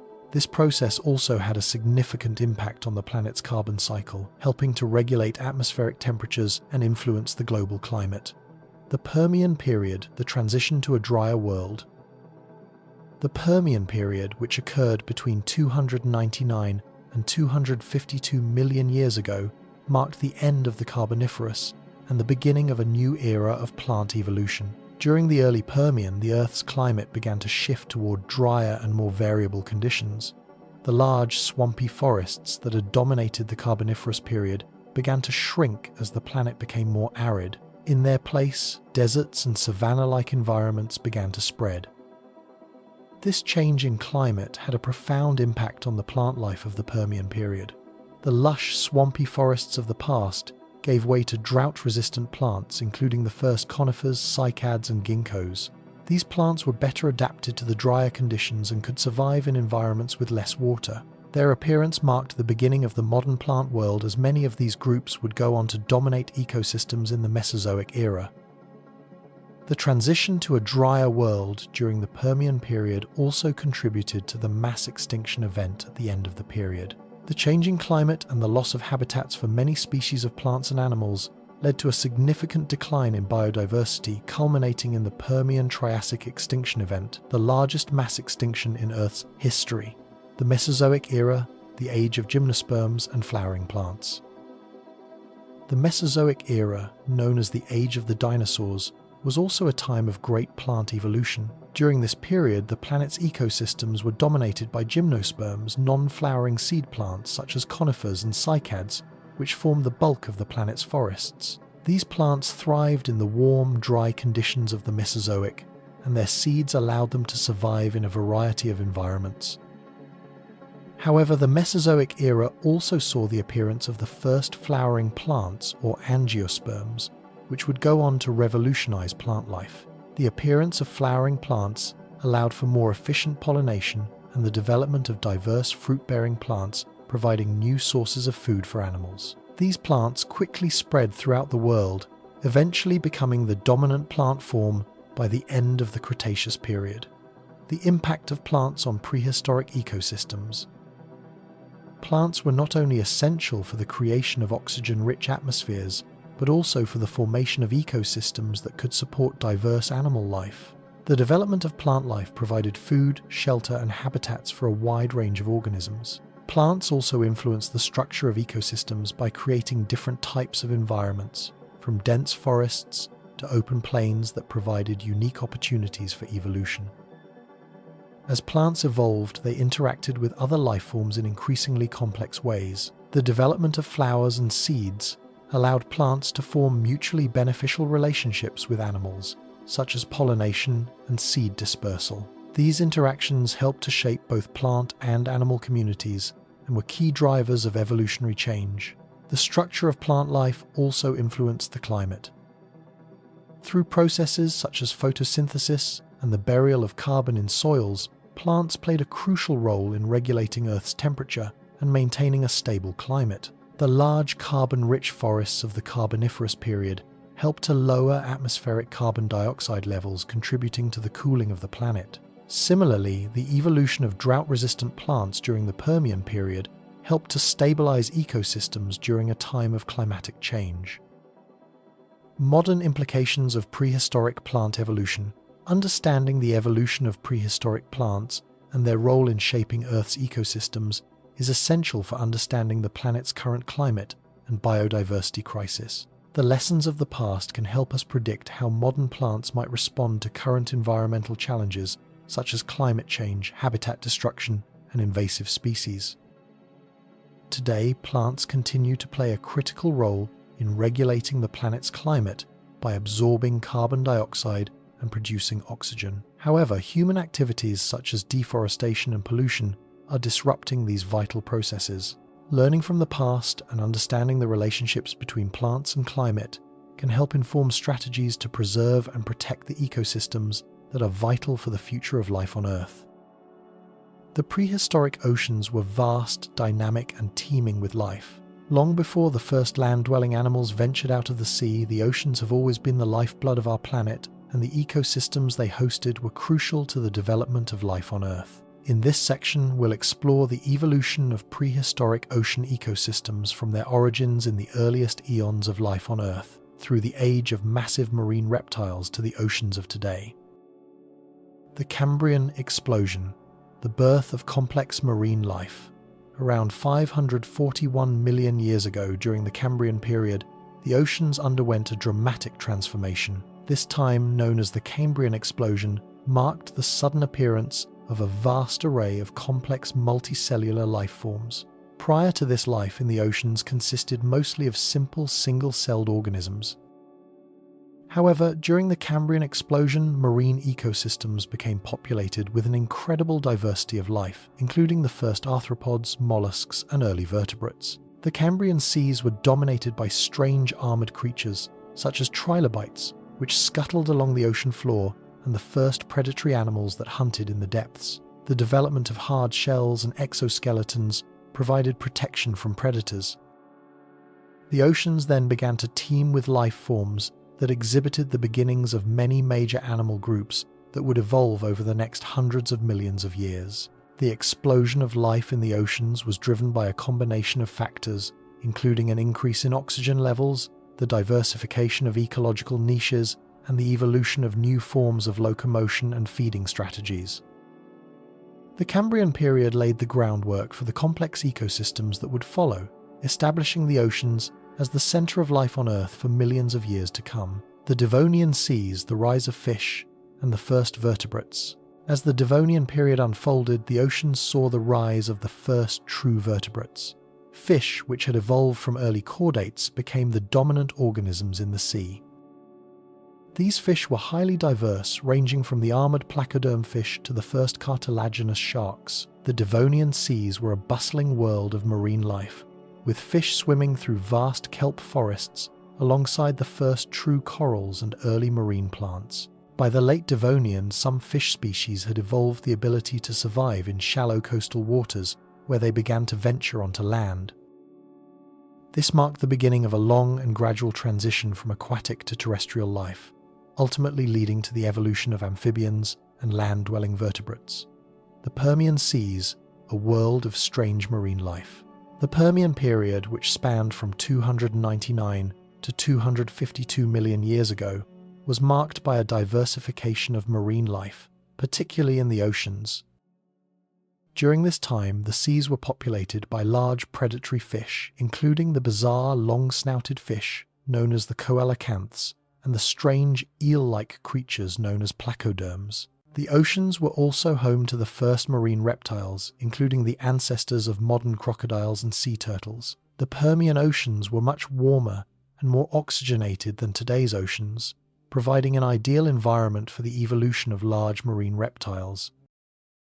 These reptiles flourished in the seas, dominating the food chain and contributing to the complexity of marine ecosystems. However, the Permian period ended with the largest mass extinction event in Earth's history, which wiped out nearly 90% of marine species. The oceans were left eerily quiet as life began to recover in the aftermath of this devastating event. The Mesozoic seas, the age of marine reptiles. The Mesozoic era, often called the Age of Dinosaurs, was also the age of marine reptiles. This era saw the rise of iconic marine reptiles such as the ichthyosaurs, plesiosaurs, and mosasaurs, which dominated the seas for much of the era. These animals evolved from land-dwelling reptiles that returned to the ocean, adapting to life in the water with streamlined bodies, flippers, and long, powerful tails. The oceans of the Mesozoic were teeming with life. Coral reefs began to take shape, offering shelter and food for an array of marine creatures. Plankton flourished in the warm, shallow waters, supporting large populations of fish and providing food for larger marine predators. The Mesozoic seas were a rich and diverse environment where the food web was complex and dynamic, with marine reptiles sitting at the top as apex predators. During the Cretaceous period, the seas saw the appearance of the first true sharks, which evolved into fast, efficient predators. Along with these new sharks, massive schools of fish began to populate the oceans, forming one of the most abundant and diverse marine ecosystems the Earth has ever seen. The seas were dominated by an intricate web of predators and prey, with each species filling a specific role within the ecosystem. The extinction of the marine reptiles and the rise of modern oceans. The end of the Cretaceous period, approximately 66 million years ago, marked the end of the age of dinosaurs and marine reptiles. The mass extinction event that wiped out the dinosaurs also led to the disappearance of many marine species, including the iconic ichthyosaurs and mosasaurs. With the disappearance of these marine reptiles, the oceans underwent a significant ecological shift. In the aftermath of the extinction, modern marine ecosystems began to take shape. Mammals such as whales, dolphins, and seals became the dominant marine predators, and the oceans saw the rise of fish species that would come to dominate modern ecosystems. Coral reefs continued to grow, and the first seabirds appeared adapting to life in the open oceans. Today, the oceans are home to an incredible diversity of life, from the smallest plankton to the largest whales. While the prehistoric oceans of the past were very different from the seas we know today, the basic principles of marine ecosystems have remained the same. The oceans continue to support complex food webs and play a critical role in regulating the planet's climate. The impact of prehistoric oceans on today's world. The prehistoric oceans had a profound impact on the planet's atmosphere, climate, and biodiversity. The ocean's ability to absorb carbon dioxide and regulate temperatures helped to stabilize the planet's climate throughout its history. The oceans also served as a cradle for the development of life, providing the conditions necessary for the evolution of diverse ecosystems. Today, the oceans face significant challenges, from rising temperatures to acidification caused by human activity. Understanding the history of the oceans and their ecosystems can help us better understand the impacts of climate change and how we can work to preserve the health of our planet's oceans for future generations.